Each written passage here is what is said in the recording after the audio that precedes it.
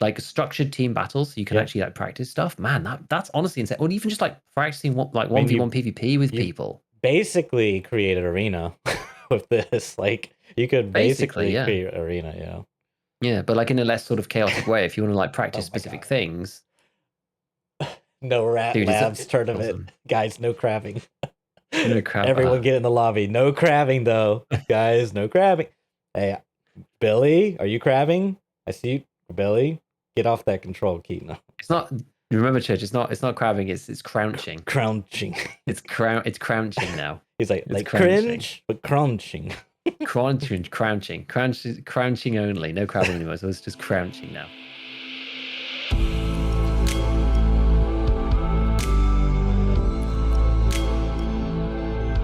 Welcome to ScavTalk. In this Game from Tarkov podcast, we continue to focus on developing the game, patch note analysis, theory crafting, and general gameplay discussions. My name is Church. I'm one of your hosts. I am a video editor for a Tarkov YouTuber named Airwing Marine. I'm GigaBeef, a Tarkov YouTuber helping everybody get better at the game and delving into obscure and interesting mechanics that for some reason people like listening to and watching. Welcome to the show, everybody. It is another week of Tarkov, and this time we have lots of things to talk about. I don't even know how we're going to fit everything in because normally we have a few points, and today the list is absolutely enormous. I listened to the Tarkov TV. I guess I'm presuming that you listen to Tarkov TV as well, Mr. Church. I'm assuming you did. Yeah. But did you do it like? Did you listen to it live? Did you listen to it whilst you were editing? I woke up and it was like 2/3 of the way completed, so they're in the last third of it. So I saw that, and then I rewatched. I'd scrubbed through basically, and yes, I edited a video. I spent all day yesterday working on that. Yeah, really big, long-winded Airwing Marine video. Say that lovingly, of course, but of course. I caught. That's a 20-minute one, I think, that just came out, right? Yeah, is it 20 minutes? God, I thought it was 28 minutes, but if it's 20, that's a lot better than what my mind was telling me. Oh, maybe. I think it was 20 when I saw it, and I was like, "Oh, that's a long recap." But because it is quite a long recap but there's just so much to say. But yeah, I was there from the start. It actually kind of ended up working out for me because, well, sort of. I thought that it was so. It said 4:30 GMT. I was like, "Oh, this is perfect," because I start streaming at 1. And then I finish at 4:30, but today I'll just get like special dispensation from the wife. To be fair, I actually asked her, and I was just like, "So you know this thing that I said was going to be on, whatever." I was like, "I'm going to stay on and stream for it because it's like it makes sense." She was like, "Oh yeah, I just assumed you were going to anyway." I was like, "Oh cool, that's good. That makes sense." But then when we got kind of closer to it, it was about like 3 p.m. my time, and people were like, "Hey, when's Tarkov TV started?" We had like the waves of people coming in, being like, "Hey, when's Tarkov TV? Hey, streamer, when's Tarkov TV? Hey, when's Tarkov TV?" Which is quite funny. And the first couple of people, I was just like, yeah, it's an hour and a half. Yeah, it's an hour and a half. Yeah, it's an hour and a half. And then some of my chat were just like, "Are you sure it's not in 2.5 hours?" And I was just like, yeah, I think so. Why? What's the deal? And then everyone was just kind of like, "You're in British summertime, right?" Which is like GMT +1. I was like, "Oh yeah, whoops."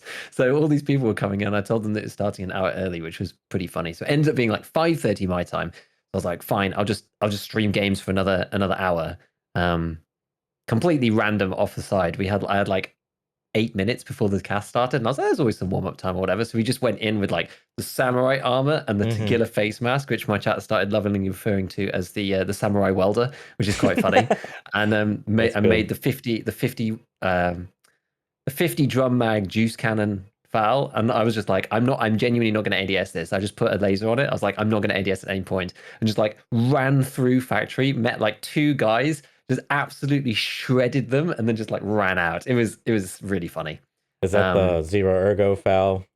Oh yeah, this thing's got like negative whatever, but I was like, yeah, doesn't really matter. Right. It doesn't matter anymore. We know that going lower than 0 doesn't make any difference. I didn't, to be fair, in that video I didn't actually check like arm stamina, but again, I wasn't going to ADS. I was like, I'm not pressing the right click button at all in this raid. I'm telling you now, I'm not going to press it once. So we just like grilled through a load of people with a 50 round drum. I just had 2 50s. That was it. That was all I had. 2 50s and the meta file with. I think I ended up putting. I was like, just in case we put the cobra on it with the shade, because I just had one. I was just like, oh, we'll buy that. We'll put it on it just in case I need to try and snipe someone. I was like, I have absolutely no intention of using that. We're gonna be lasers on, point far, baby, running straight through people. It was good. So then it started at like 5:30, and then listened to the whole thing with chat, which was pretty entertaining and kind of cool. And then finished shortly afterwards after running another couple. Like, I just ran like one quick raid afterwards. Actually, I did the same again, and because I had the kit from the previous raid, and there was like a bunch of stuff that was given out during the stream, which I'm sure people who were there loved, and people who weren't there thinking, God damn, because it was like only active. Like you could put the promo codes in during the stream into your profile page, and you were unlocking stuff, and there were 5 different codes. But Nikita was like, "We're not going to do it as drops this time. We're going to do it as things you have to go on the profile page." And as soon as he said those words, the website blew up. Yeah. There was like a small mushroom cloud in the distance, or the server exploding or whatever, and like the whole thing got taken down. No one could log in. Like it was really difficult. They ended up having to extend 15 minutes afterwards the codes because they were going to stop them as soon as the stream stopped. But people were like, "I literally can't get into the website to do the last couple," and the last 2 were like actually juiced. Like one of them was the thermal, and then there was like a weapons case and stuff. So people were like, "No, please extend it." So oh really? I didn't know that. Yeah. So thankfully they did, because the last 2 were pretty good. But I mean, I do think in some ways, I guess it sort of rewards people who were there, but it's kind of unfair to give out like such good stuff to just the people who are like physically there. If you can't be there, if you feel like, damn, like really, it's a pain. So it's in the wipe. It'll be fine. Exactly, it's end wipe, so it doesn't really matter anyway. Everything's going to be $1 soon, so it doesn't matter. So yeah, with all of that said, as exactly you alluded to, the most important piece of information from the entire content is wipe? When is wipe? Wipe is coming. Wipe is coming. We don't know exactly when. We don't know when, but wipe is coming. It's soon. Nikita said the patch is nearly done. We have to wait a little bit more. They're fiddling around with some things. We don't know what that means exactly, but they're doing some more testing. They're checking a few things out. And we'll see. So I don't really know what that means. He said wait for pre-wipe events, basically. So the wipe's not going to be tomorrow. It's not going to be in 2 days' time. We're going to have raiders or rogues or whatever, some lore, or something's going to happen, and crazy people are going to appear on different maps and that kind of thing. And then everything will, I assume they'll go through the usual pattern of crazy stuff happens. Everything then becomes really cheap after like a couple of days, and then the wipe happens after that. So maybe be for like 3 days, 4 days to a week, depending on exactly like how they want to do it. And that hasn't started yet.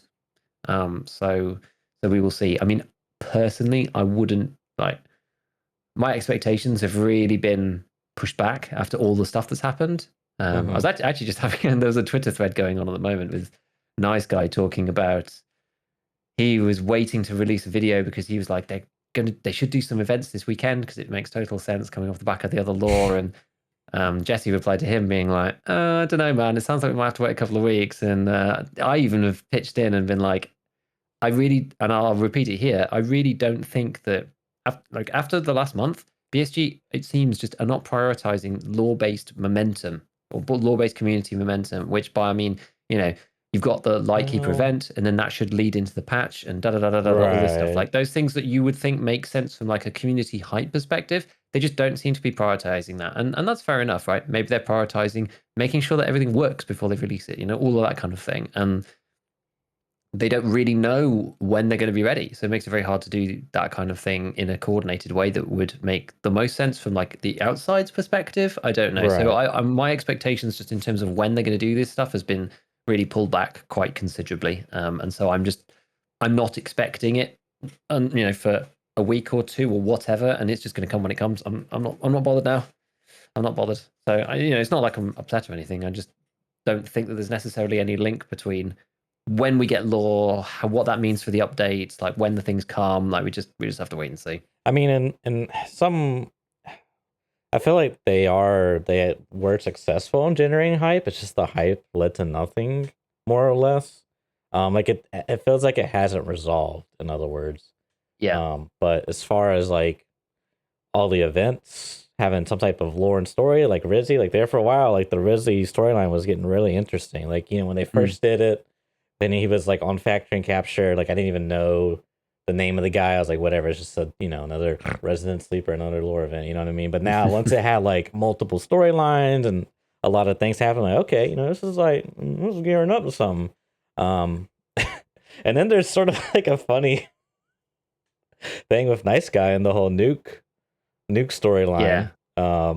Which is just, I don't know. I don't want to like put Nice Guy on blast or anything, but it's just like, LLLL. It's kind of like the meme lord of me is feeling right now, because dude, that was like I was just like casually talking to Verwing about it, and I was like, dude, when I've made the like arena, guess, I was like, oh, I think they're gonna guess arena.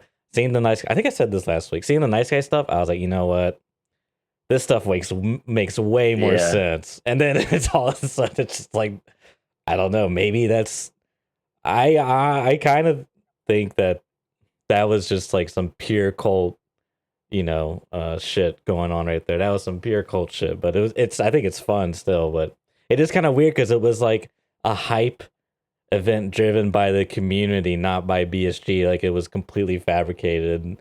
So it seems. I mean, I don't know. I don't want to like say that definitively. It's just kind of weird. Yes and no, but like BSG were the ones that did all the thumbnails on the YouTube videos, right? Like, I feel bad for Nice Guy because a lot of what he said made sense, and I was like, I'm not like fully into it necessarily. I think it was because I'd already been a little bit burned by the Lightkeeper thing, and I was just like, this would be so cool if the Lightkeeper thing happens, and then the expansion happens straight after that. They keep the no traders, because I had this whole like image in my head of like the way it could have worked, right? But like, Lightkeeper's the only trader. It's like the end of the wipe, and so there's no other traders. You have to go to him, and that like drives some kind of player progression. And none of that happened at all. And so then when this stuff happened with like, and had lots of people getting involved. Like, One Peg was involved with it as well. And I was just like, the things these guys are saying makes total sense to me. It's like, and if it happens, then that's going to be really sick. But like, I didn't really necessarily like get involved per se. So I do, but so I just feel kind of bad for him because it's just like, it all makes sense. Like, their logic was pretty good. I mean, I know some people were saying like after the fact, like, oh well, that the last 0 doesn't necessarily have to be a D and all this stuff. But like, I mean, it was pretty blatant, right? Like, back then with the information we had, like, I don't know. But here's my understanding is that they linked the cultists in the books. I think the cultists believe in the blue light. I don't want to say too long on this topic. And then there is a date within the BSG stuff, whatever they were putting out, the thumbnails, that linked up with like this blue nuclear. I can't remember what it was. It was like some rocket that had like a big blue emitting light. Yeah. I think it was like June. Was it June the 4th or something? Right. Or 3rd? I don't know. And it was like, but and it's that like was, you took something.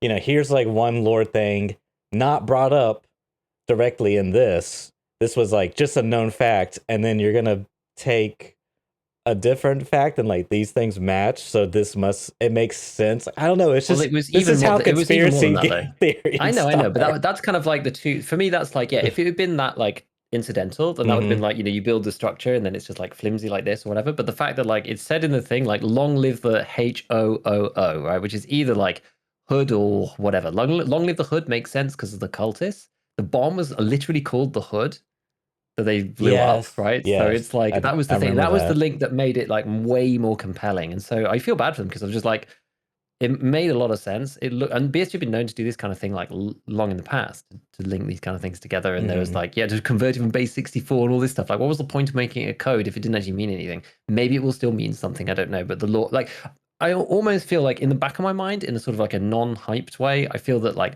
all of this stuff was maybe intended once upon a time to have come in a particular order, but then because it then has to fit the development cycle as well, it then ended up being way more spread out than they expected it to be, potentially. So all of this stuff could still actually all be related to that, but just it's been so extended out that now it doesn't really make sense anymore to do. So it still could be a thing that happens at some point, and then it has some impact. But I don't know. I feel that as I said, I just feel bad for them because it made a lot of sense to me. I could totally see where they were going with the logic. I understood exactly like why they thought the things they did, and it's made so much sense for BSG to do stuff after these at like 3 different points. And then when the final one was just like, encircled, you will witness it, the blue flame thing, like the beryllium bomb with the blue and like the long live the hood and all this stuff, and then the arena. It was just like, well, what was even funnier is, did you see the screenshot? All those like drone white and black images that they kept teasing. It was the different parts of the letters for letters in arena. which was like, it's almost like they were either like alluding to a real thing in the future, or this stuff like the HOOO is like related to Arena, or like, you know, these things were some future Arena lore. Alternatively, they were just screwing with people. I don't know. There's so many possibilities. It's just, yeah. We're just gonna have to see what happens with the wipe and the events that are in the wipe, because it's quite possible that the events in the wipe have something to do with it, and that this wipe will be a little different in the way that the lore comes through, and like the reason for wipe. Because normally we get a reason for wipe, right? You get like a letter from the UN saying, you know, cease and desist on all activities, that kind of thing. So, you know, there's definite possibility, because I think last time we had, there was like a ship that was like impounded or something with like weapons coming into EFT and the Novinsk region and stuff. So there was like some lore rationale build up. So this time it could be cult based, and it would make sense if it's the Lightkeeper patch. Anyways, let's move on to the actual patch itself, so that we're not going on this too long. So I kind of like reordered it a little bit, like from the notes that I'd made, so it made a little bit more sense. I mean, timings wise, basically said, yeah, so I've just whipped through it super quick. Like, wipe with the patch, we don't know when. The patch is almost done. We have to wait a bit more. We have to wait for the pre-wipe events. Not too long for streets. On Twitter, he said before autumn, but like no one knows what that means.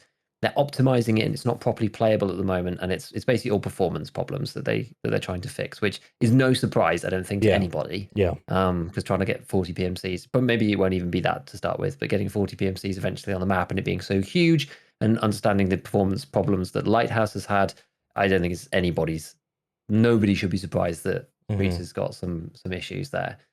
And then one other interesting thing was the Summer Games Fest, which is like nothing. Has come out to be nothing at all. They were supposed to be showing the Arena trailer at Summer Games Fest. It got cut, so they showed it early.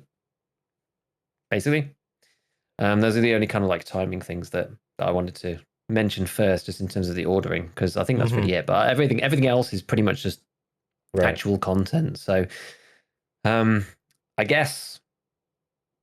Well, he started with Arena. He did like a real quick fire Arena set of things. So, I mean, I don't mind how we do this, really. We can just kind of like go through each point. If there's something interesting, we can dwell, but otherwise we can just kind of like rattle through. But let's just start. Let's just start with Arena. So Arena was announced. We knew this last time. We said it was going to be tested in 3 months. Like, he did like quick fire Q&A on various questions.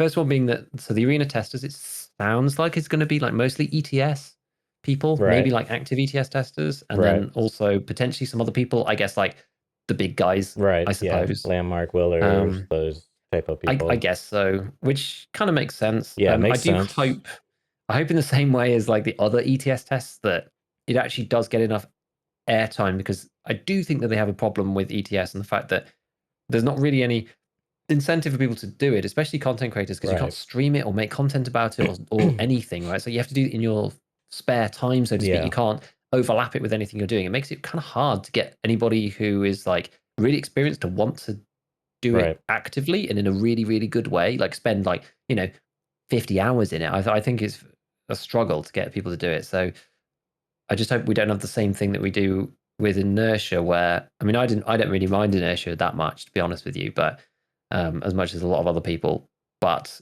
still, the fact that it got tested in ETS and then people weren't happy with it when it came out, it's like, well, either you spent more time in ETS or they should have figured out a better way of doing it. But I don't know really how did they do that. So we'll just have to see. One thing that interested me, because I was actually talking about this with my chat, not this stream, but the stream before, basically saying, because Arena is coming, I actually think it's very much a no-brainer to get EOD now if you don't have it. Just from like getting all of the future expansions, like if it's on sale, I was saying actually, if it's going to be on sale, because we didn't know when Arena, they said it was going to be like 3 months before it's being tested, so we don't even know when it's coming out.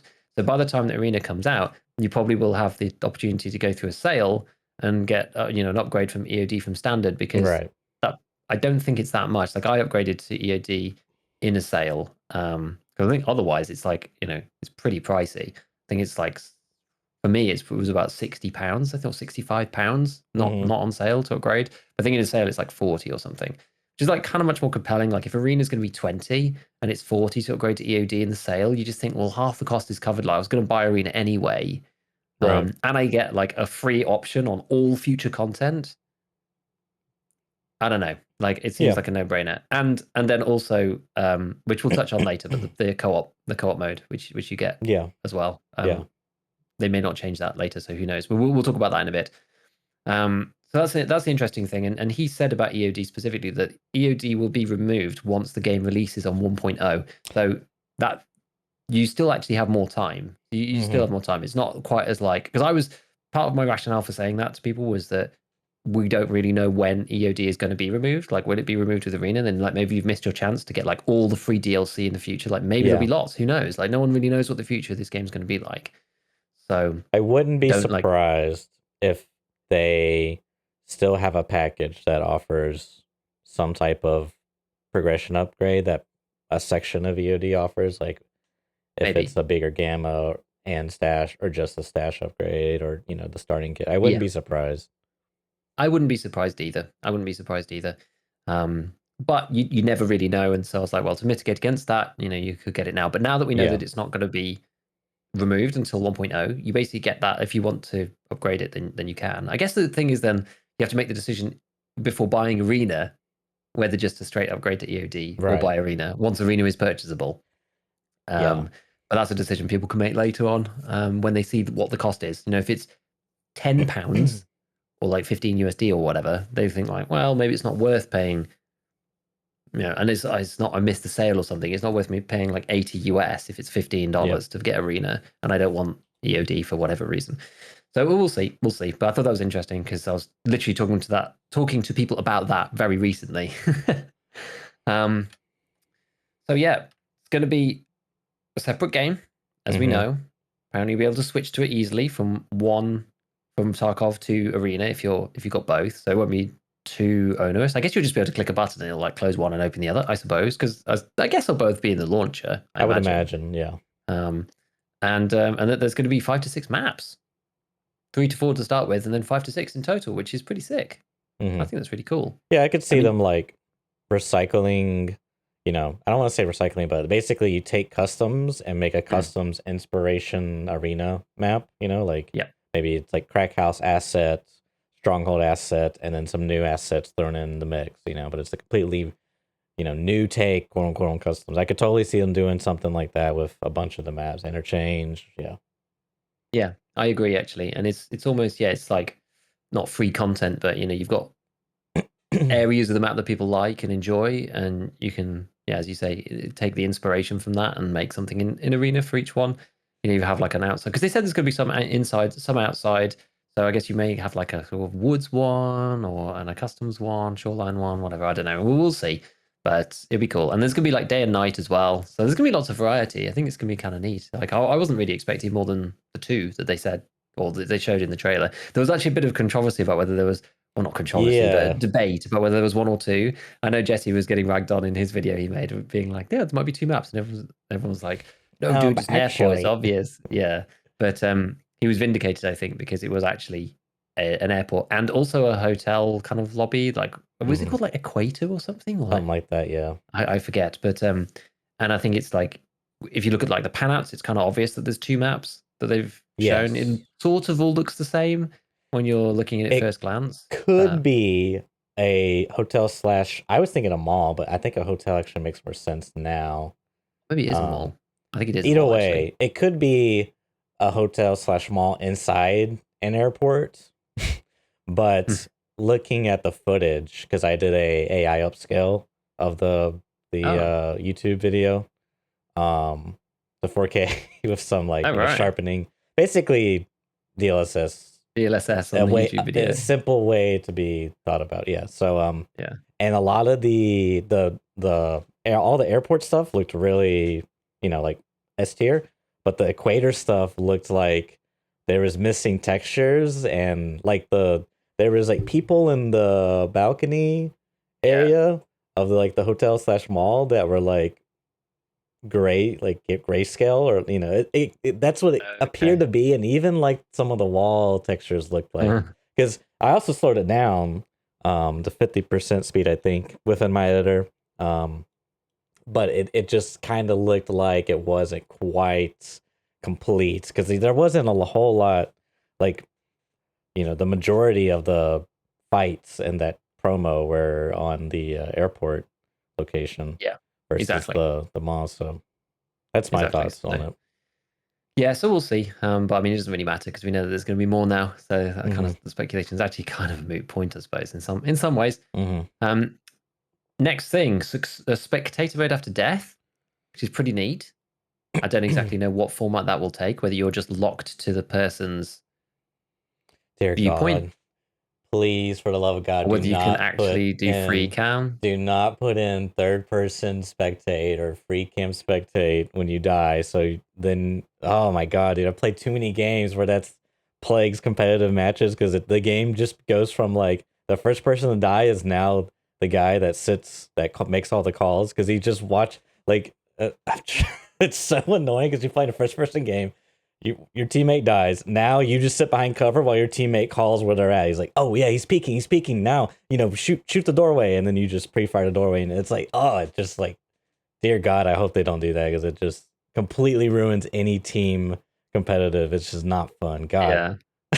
Yeah. So we'll see. I mean, imagine you'll just be like locked to your team's viewpoint if you're active in the match, I suppose. I hope. Outside of that, I don't know. It'd be cool if they put in kind of like commentator Yeah, stuff. absolutely. Like kind of like Dota 2 has, whatever. You got like casting setup or whatever. If they want it to be esportsy, then that'd be neat to add. Maybe they won't have that straight away because that's not as important. But once they start doing tournaments in it, which they absolutely will, people definitely will do that. Then they should. It would be good to add those extra tools as well, especially given that. On to the next point, you can make custom games with friends. There's going to be no progression. I presume there will be no gear loss. We don't really know how Arena will work yet, but that is sick, dude. You can run like any of the scenarios. You can just play with your friends. It's like playing offline mode, but you're doing PvP Arena. It's going to be amazing. I think that's so good. People can just play casually and chill. Like that's the thing that Tarkov kind of missing in many ways. And I know that they never really wanted it to be like that. Right. But in the arena, it's perfect. And we're going to come on to more stuff about the main game as well, which has also got something like this in it, which is going to be also amazing. But this is like, for arena, it makes so much more sense. And it's definitely good to be able to just do custom games with friends, which would be sick. And of course, no progression, that's fine. But most people just want to play, right? They just want to play and play with people they know or practice stuff or whatever. Or run tournaments, right? It's like the perfect scenario in which to do so. Yeah, just getting somebody like if they have PvE stuff too, that'd be pretty cool. You and your friends taking on all the scav bosses, whatever you want to do. Yeah, there's a lot of potential. Exactly. So I mean, they said so. I'll move this one up. We'll talk about that now then, because there is actually going to be PvE. So he said it's going to be PvE against waves of enemies. You're going to be able to do. I don't know whether that's even like online with progression or anything. I've no idea. But he said that there will be modes like that you'll be able to do. It's kind of like almost like zombie horde mode in Tarkov Arena or something. Like Arena's so fun in this way because they can just put all like the random game modes that they don't want to put in the main game. They can put them here because people, it's not the same like butthurt about like realism slash immersion or whatever. Like no one's going to be immersed in arena other than like playing PvP and shooting people. That's really the whole point of it. So it's not like an RPG or a progression based game in that same sense. So you don't need to be immersed in the world, right? You're just playing to just like thrash out against people as fast as possible. So it's going to be sick. So there's going to be PvE, but we don't know exactly how it's going to work. But yeah, I mean, maybe it's like waves of scavs, maybe it's bosses, maybe it's a mixture, maybe there's different scenarios. Who knows? But I'm excited for it. I think that's going to be awesome. And yeah, we'll just have to see. We'll just have to see. But tick rate of 100, maybe more. Sounds great.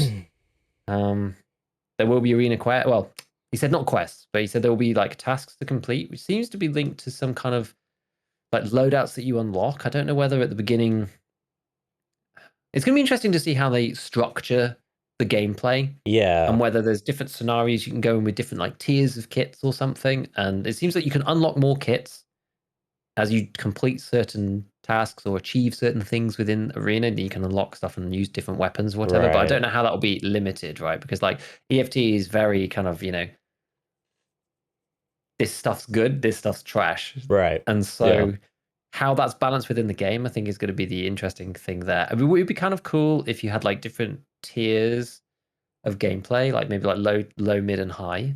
It'd be kind of fun to have like a mixture, and like maybe the game modes would sort of mix up the different tiers, and then you could pick like different loadouts within those tiers or something, or like even like I was thinking, I don't know, did we talk about this before? Like last time, with like build your own tier kind of thing, where you have a certain amount of money to spend and that kind of thing. Like Oh you only can yeah, spend up to X or Y like or you whatever. have Like maybe 10 yeah, points that you can allocate, and yeah, each gear has a different point associated with it. yeah. Maybe something like that, Yeah, that'd be and you can cool. unlock pieces of gear, I guess, to then use. So what will be sick is that at the beginning you'd be able to use like 3 kits, say like a high tier kit, a medium tier kit, and a low tier kit, and it would be objectively like still decent. Do you know what I mean? But you then unlock more options. It wouldn't necessarily be like getting more powerful, but it would give you Right. more Yeah. variety. Yeah. That's the way I would like it to be, because Yeah. you don't want it to be as progression-y like normal EFT is, where you start off and you suck and everyone else is just bashing you and then you slowly get better. I almost prefer it to be even playing field, and then you get more Yeah. of a bit like a league or something, where like you have a limited pool of heroes and then you slowly unlock heroes. Unlike Valorant, you unlock heroes as you play. They're not necessarily better, but it gives you more variety. You can Yep. expand out your gameplay and that kind of thing. So we'll see. That'd be cool. Nighttime maps, we already spoke about that. No secure container, which is fair enough. Yeah, that's like what's so confusing is like they keep talking about looting and stuff. I don't know. Like I assume when they say loot and looting, they mean like an inventory system, because I would think you would still have that. Like, like I think you so. want to heal, you use all your heals, you killed a guy, you want to go pick up his heals. You killed a guy, you want to Yeah, go pick up his gun or ammo. I'm assuming you're still gonna have resources to manage. So I would imagine I there'd guess still be some so. form of looting, but in terms of looting G phones and or whatever other items, you know what I mean? Or in terms of like losing gear, I don't really think that makes much sense in Arena, but maybe they have a vision. I don't know. Yeah, maybe. Like maybe you will get points for doing things. You can always have a kit, but you can spend Hmm. points on the wider variety of gear or whatever if you want to use like certain things. But you can always fall back to like the baseline, AK and a piece of armor or whatever, Hmm. and a headset. So the way that I imagine it is that there'll be you'll get like some meds. Maybe you can pay for more meds with these points or money or whatever, however it ends up working. But you have like a baseline of meds, but if you run out in the match, then there'll be some like meds lying around or whatever. You have to go and like loot them in raid and rehotkey them, I guess, that kind of thing. So maybe there'll be like certain spawn points for. Maybe there'll be other guns. Maybe there'll be some, like a mutant in the middle. So it's like, do you go for the mutant? Like you're gonna get shot if you go in, but maybe you can like get your team to cover you, and then some guy can like grab the mutant or like Mark 18 or whatever. There'll be like some sick weapon in the middle that's just like awesome, but it's really hard to get to, really risky. So you have to like play tactically around it to get that. That's how I imagine it. It'd be like some weapons, some ammo, some meds, that kind of things, like some stims that maybe you can't buy outside of it that will just be around the map that at least give you some things, some objectives to go to in the Yeah, map, like yeah, I could see tactically. I that. mean, we'll see. That would seem good, but I don't really know. Yeah, again, we're gonna have to see about that. But there's like lots of ways that could work, which would be pretty cool. But yeah, it seems like looting people's bodies is not really a high priority. And I guess you could loot them for their gun if you like run out of bullets or whatever. But I don't think you're going to be. I just don't think you're going to end up in a situation that you are in normal Tarkov, where you're just like running out of gear and you don't have anything. I don't think that's going to happen in Yeah, I Arena, don't really, think. because yeah, as we know, some people are going to be playing Arena without having the base game. So it wouldn't really make sense to have like a random arena shooter and then people are like have no gear and stuff. It would be very Tarkov, Yeah, but I'm I not just sure. can't see two scenarios. One, you looting stuff and taking it out of the raid to then use later Yeah. and later. I don't think that's a thing, and I don't see a case where you run out of resources for your hatchet running in arena. Like those two Oh yeah. things don't make any sense for Yeah. what this is like gearing towards. Yeah, exactly. Like maybe you get some points for taking some stuff out the raid or whatever, and then you can use that towards your next gear sets and that kind of thing. But I don't know. Well, we'll see. This is like Yeah, pure we'll see. speculation, so I don't really know. Yeah, Yeah, so no secure container. So yeah, yep. there's no offline mode. Non-ranked. Yeah, so there's no offline mode, but there will be an unranked mode, is what they were saying. Oh, You can't okay. play like offline arena, but you can play like unranked. Yeah, which What that does to presumably progression, I mean, would I don't fall know. into custom games as well, or is that a completely separate thing? Who knows? I think custom games. It sounded like custom games are completely separate. Maybe they were the same thing. It's hard to know. Yeah, it's hard to know. Kind of hard to. I guess custom games is with like people you know only, whereas like unranked is just like matching, but you don't lose anything, or maybe you don't gain any like real progression, whatever real progression means in the arena context. I don't really know. So we'll see. It does seem that there's a difference between like ranked real arena versus like unranked arena where you're just like practicing and custom games, I think, but yeah, the specifics are hard to know right now. They did say, somebody asked about custom games and whether you could like fiddle with stuff like the ballistics and like damage and that kind of thing, and he said no, it's gonna be pure EFT mechanics. Can't change the health pools of PMCs, can't change the guns, like the statistics, the recoil, any of the like the ballistical properties, the damage, anything like that. So you're not going to have like man with the golden gun, like golden eye kind of one shot kill modes or anything silly like that. He said it's all realistic Tarkov mechanics. You're not going to be able to fiddle with that even in the custom games. So we're not going to be able to create like silly modes where everybody has like 3000 HP, or Tarkov Arena WTF mode where everyone's got 5,000 times damage or whatever. Those mods for other games are quite funny, but that's not going to happen, it seems. So he said unlock presets of different gear. We said about that. Oh, and bets. Apparently there's going to be some bets. You're going to be able to like bet on the outcome of matches and that kind of thing. Somebody in my chat, as soon as he said about like gambling on like arena outcomes, someone was just like, oh boy, that's going to be like an RMT nightmare. Yeah, I've already seen like match fixing and like, dude, if it's like integrated where you can bet real life money on these things, like, oh my god, dude, BSG, why? Like they would have to be super careful with. Yeah, I don't think they do that. I don't know. That's like actual like we think cheaters and RMT is bad. Like that's like delving deep into like money laundering and like actual criminal activity territory where like you would just become a target for people washing money through the game. You do not want that. That is way worse than cheaters and RMT. Like the whole thing might just get shut down if it happens. So like let's not do that. Let's gamble arena tokens or something. Yeah, I assume that's what it is, but it's it's like BSG always wants to do like the most insane things, like far-reaching things. So So yeah, who knows? They have to set themselves up like like a poker website or something where you have to go you have to send your like social security information. But I could totally see register it. But I guess this is so immersive. We have a virtual arena where you can place bets on your favorite content creators and professional esports within the Tarkov universe. It'd be insane. They would have to like. I mean, this isn't going to happen, but they would have to. The best way that they could do that would be like license it out to like a third party company or something that already does all of that kind of thing. Like you don't want to do that in house. Definitely not. 1x bets. Is that the name of the really bad company? Like the crime organization company that does betting on like football. I don't even know. Okay, yeah. I'm not sure. Sorry. Yeah. Anyways, we'll see. We'll see. I mean, even then, you have to be a bit careful, I suppose, because like, as you say, if people are match fixing, building up tons of tokens, then selling those tokens for real money. Like, there's loops there that could potentially be problematic if they're done in a bad way. So we'll see. Yeah. And then one thing that I think I missed, but I heard on like because I listened to Nice Guy's recap as well. He mentioned about maybe like a Steam release for Arena as well. I didn't hear that in the cast myself, but he said it in his video. So, maybe. I mean, I was trying to like type, put in the codes, listen to the thing, read chat, and also like watch the video at the same time. So yeah, I could easily have missed it. I think that was. I'm gonna give him the benefit out and speak for him and say that was his speculation. Maybe. Yeah.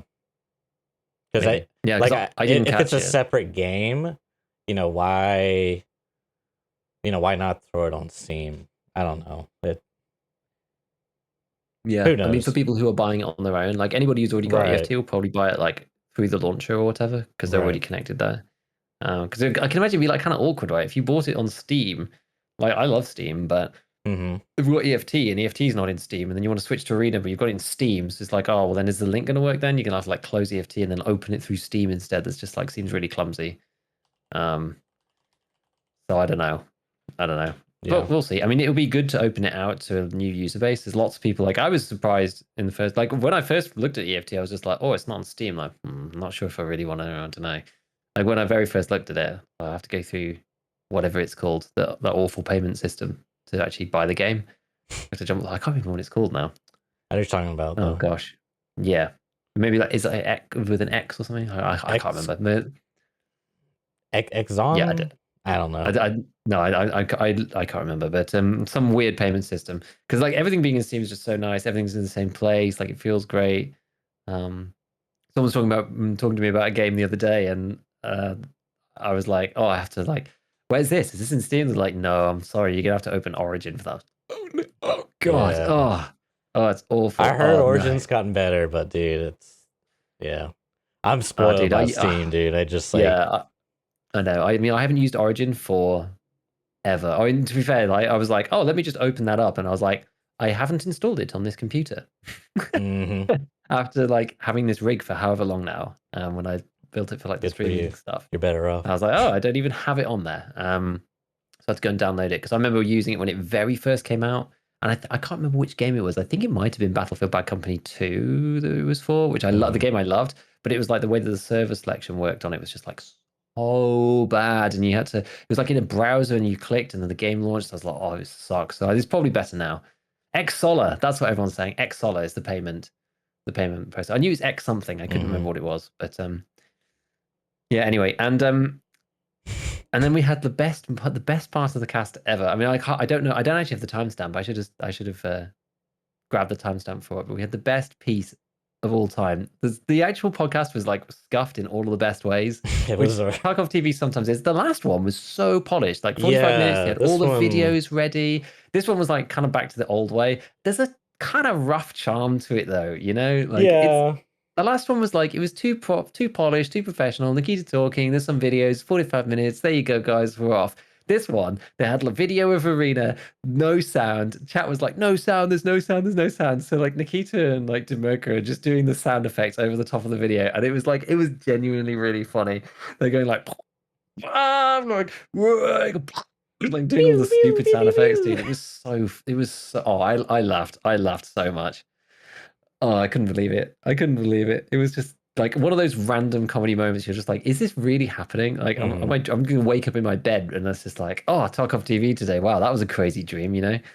Yeah, there is definitely a charm to like the, unprofessional, like the genuine, oh, we screwed it up. Let's just have a laugh at it. You know what I mean? There is something fun, very cool about that. Exactly. So I don't know, but yeah, I mean that's it. That's basically all that he covered on Arena that I got out of that. And after watching the other people's things, I think that was basically everything. I mean, it sounds pretty much like I don't think there's anything really there that's like out of our expectation in terms of Arena. I don't know if there's anything there that surprised you. I think like the custom games and the PvE is probably the most interesting things, I suppose, that I didn't necessarily think might be there, but everything else kind of sounds a bit sensible. And maybe the bets, but like everything else sounds fairly sensible to me. Yeah. I'm mostly curious just to see what it looks like, what their take is on it. Because it could be, their take could be a very competitive esport, e-title. Their take could be like a very story-driven, fitting with the Tarkov narrative, just sort of like this is like a side thing. It could be this is just like a casual, kind of going back to their roots of contract wars. Here's kind of like, a modern take on that. There's a lot of different things they could do. I'm mostly curious to see because there's a lot of like weird stuff in the looting stuff we talked about. It's kind of like I'm question marks. They talked about something like I think it was in this cast. If you are like hiding, like not participating, the arena organizers will send out. I think he said this in Russian actually because Erwin was watching this with one of his Russian buddies in the Discord that translates for him.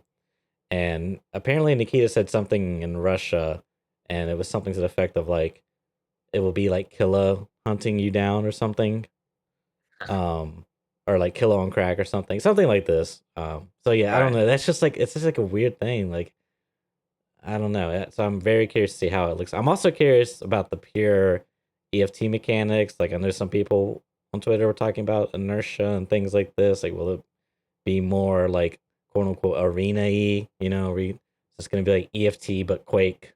You know, you just have the Quake jumping sound effect. You're just jumping everywhere. There's like a floating rocket launcher in the middle. You pick up the rocket launcher. You know, like how? Yeah. So I'm curious to see how it's going to play.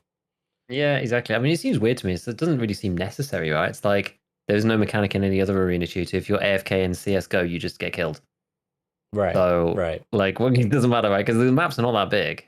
I mean, maybe they're not that big by EFT standards, but maybe there'll be enough hidey spots because of the map complexity that people could go AFK or hide or something, you know, in a crate, and like they're hard to find. Because it didn't look huge, right? But it's got a decent size to it. So maybe you could hide. I don't know. It just seems like a superfluous mechanic to me because depending on what the objective is. I mean, maybe if it's just like kill the opponent team and that's it, then yeah, somebody could hide and it could be really, really boring. Yeah, I don't know. We'll see. I know that on Nice Guy's video, he's just like, maybe it's Black Division, but I'm not. I don't buy that. I don't think it's that. I think it would just be some mechanic to stop people from just like trolling people by hiding somewhere forever, just like going prone behind a lip of something in a tiny box. It takes people like 15 minutes to find them because it's like 1v1 and the guy just hides. You'd think they just put like literally just put a timer in and you just like you die otherwise. Like that's probably an easier way to do it than have killer hunt you down. I don't know. I don't know. Can you imagine that? That'd be like new meta, right? So like killer's gonna hunt you down, so you like hide and you have to wait, and then when he comes back, then you kill him, and then you get to take his gear. Then you go into the next raid. Maybe that's gonna be it. Maybe that's gonna be it. It's gonna be the new strat. And you just hide until the big boys come after you, and then you take their gear. Yeah. Who knows? No, I don't know. It sounded weird. I'm not sure. Yeah. I'm not as excited for Arena.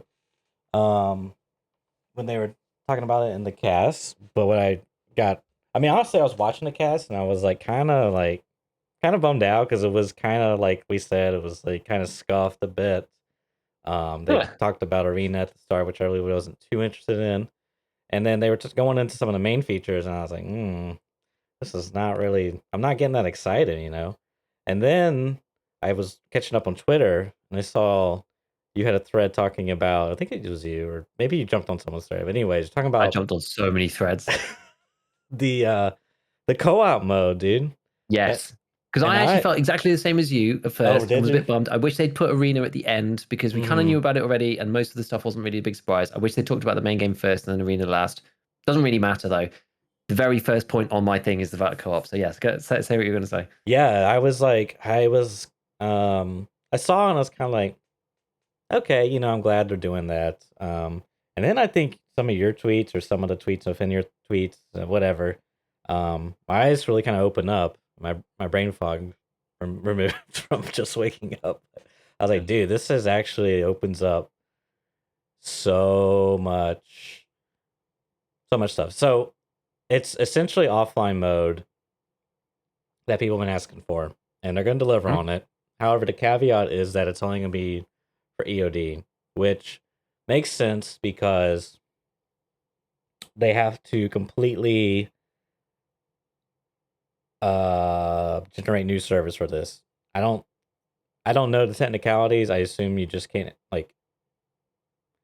there's going to be some type of cost to this, right? Yeah. Like it's not just, one server can't do two things at once, in other words. I mean, maybe you could like switch them back and forth. It uses part of their processing time, right? It's a server as if it was live online, but it's being used for someone playing offline instead.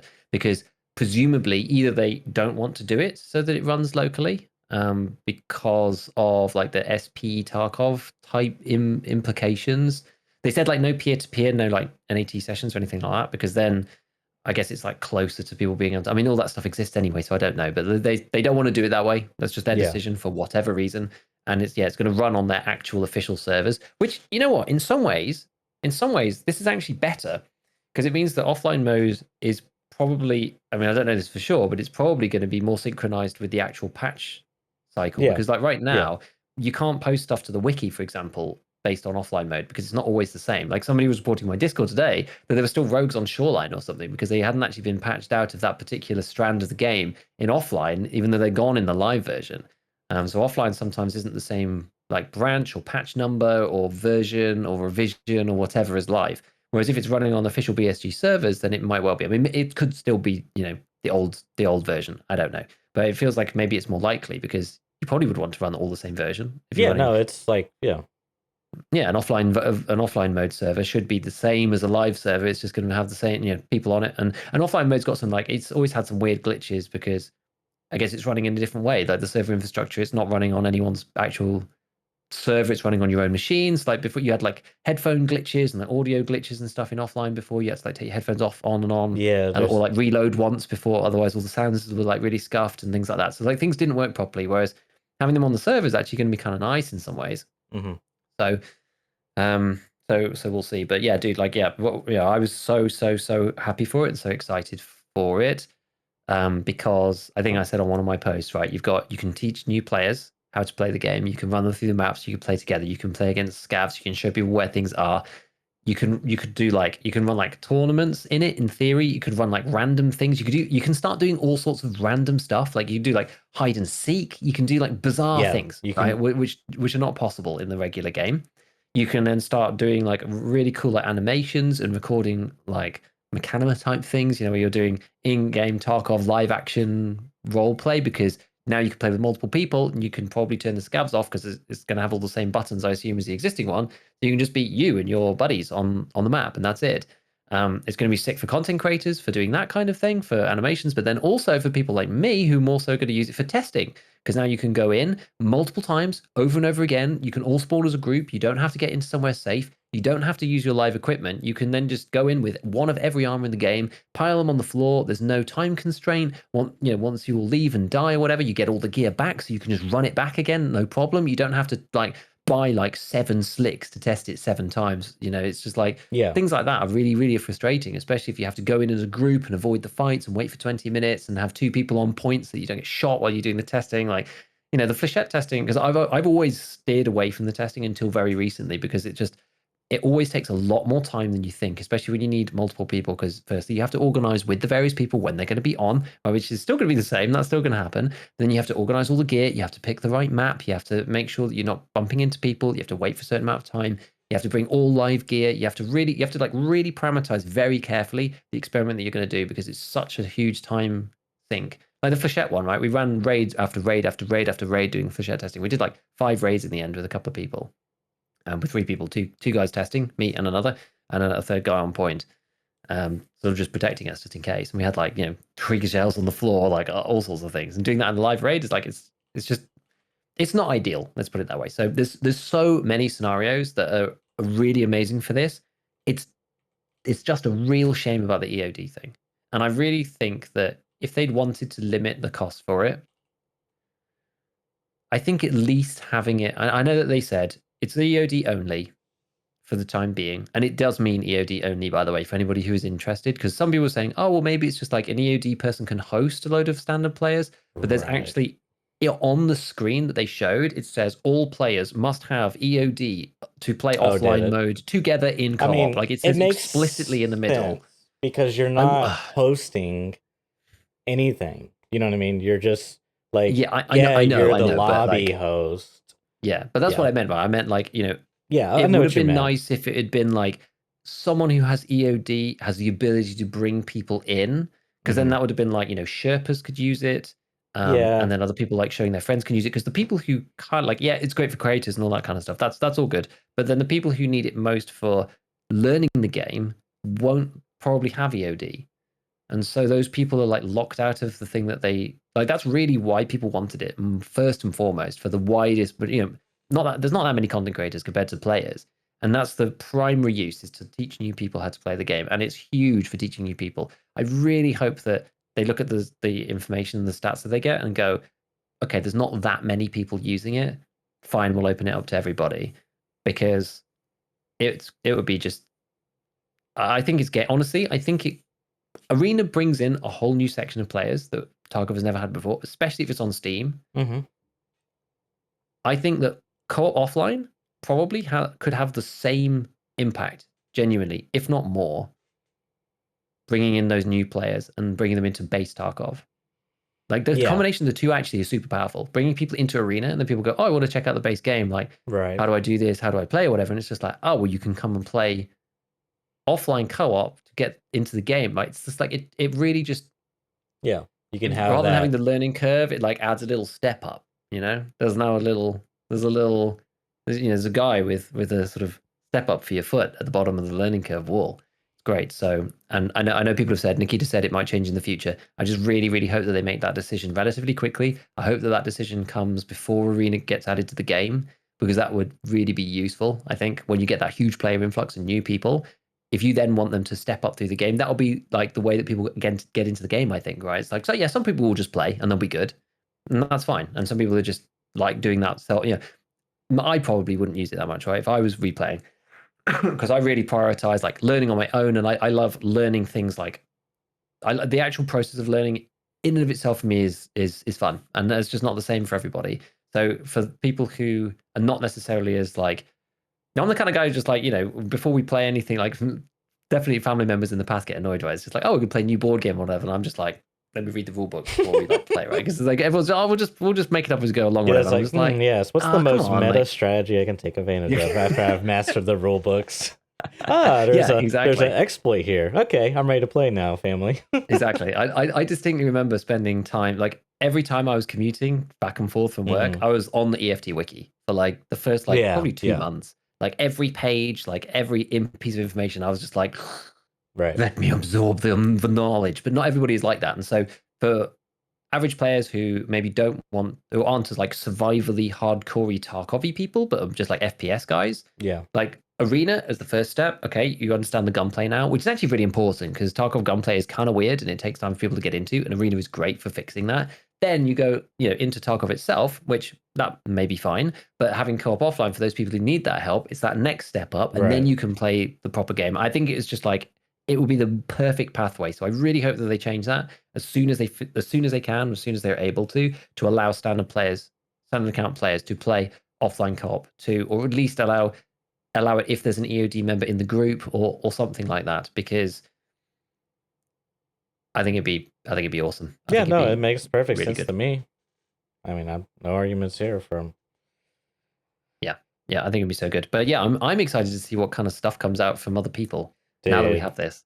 I'm so excited. Testing and the creative, especially the creative stuff, because the testing stuff is like kind of obvious. It's like the things people did before, but now it's easier. Whereas like the making like movies and things, it's gonna be so much easier. It's gonna be hilarious because I kind of like was not sure exactly what he said. I think he said like 2 things, but at the beginning he said like 11 players was the amount of people that you could put into a group, and then he said later on like 20 people. So I'm not sure exactly how many people you'll be able to do. Maybe they were going to expand to that later. I'm not sure, but even 11, right? 11 is a lot of people. I wonder why 11. Very, very specific Yeah, number. it's kind of an odd number too. I feel like 12 is much more rounded. Like 11 is a weird number. I'm super excited. I was talking to Erwin yesterday about this, and it's just like I feel like it's a very, very, very large well that seemingly at first glance just looks like a whatever thing, but like you said, there's teaching aspects, there's testing aspects, there's content creation aspects, there's just like getting 11 friends and doing hide and seek, like you said. You could there's so much things you can do. I mean, you're limited to what they provide you to do, of course, but now that you can organize things, like, dude, I joined a Discord that had a goal of making a Tarkov story and going into raid and filming it and everything, and that thing never took off the ground. Like, they were writing stories and stuff, but it never took off the ground, because how are you supposed to get 8 people, or sorry, 5, I don't even know, because you gotta like get them all, everyone's gotta find a day they can meet, then you all gotta like try to Q snipe each other and then try to survive the raid and then get the perfect shot. It's like, oh no, a scav shot at me, let's reset, guys. It's just like it's a nightmare to do anything. Like, even just I'm trying to do something for a edit I'm working on. I need to go and raid with someone. Even that's hard, because we gotta hit it at the right time of day. The lights gotta be right. We gotta go get there, not die. You know, it's like, do we hide in a bush for 20 minutes so then we can do it? It's just like, dude, it's such a nightmare. It's such a nightmare. So this is like, I'm really excited for the cinematic stuff you can do, dude. I can't wait to see what everyone comes up with. I mean, Yep. I hope they like, because we talked about last week. I hope they like expand this offline thing. Like, if they see value in this, and a lot of communities see value in it, if they can work out some type of arrangement, whether that's still like the EOD model or like, you know, a subscription service like EFT Plus, you get still in Dota Dota Plus, you get stat tracking and also offline co-op, you know, with this monthly subscription or something like this, you know. So yeah, dude, really, I can't wait, man. I might just be an offline co-op gamer, dude.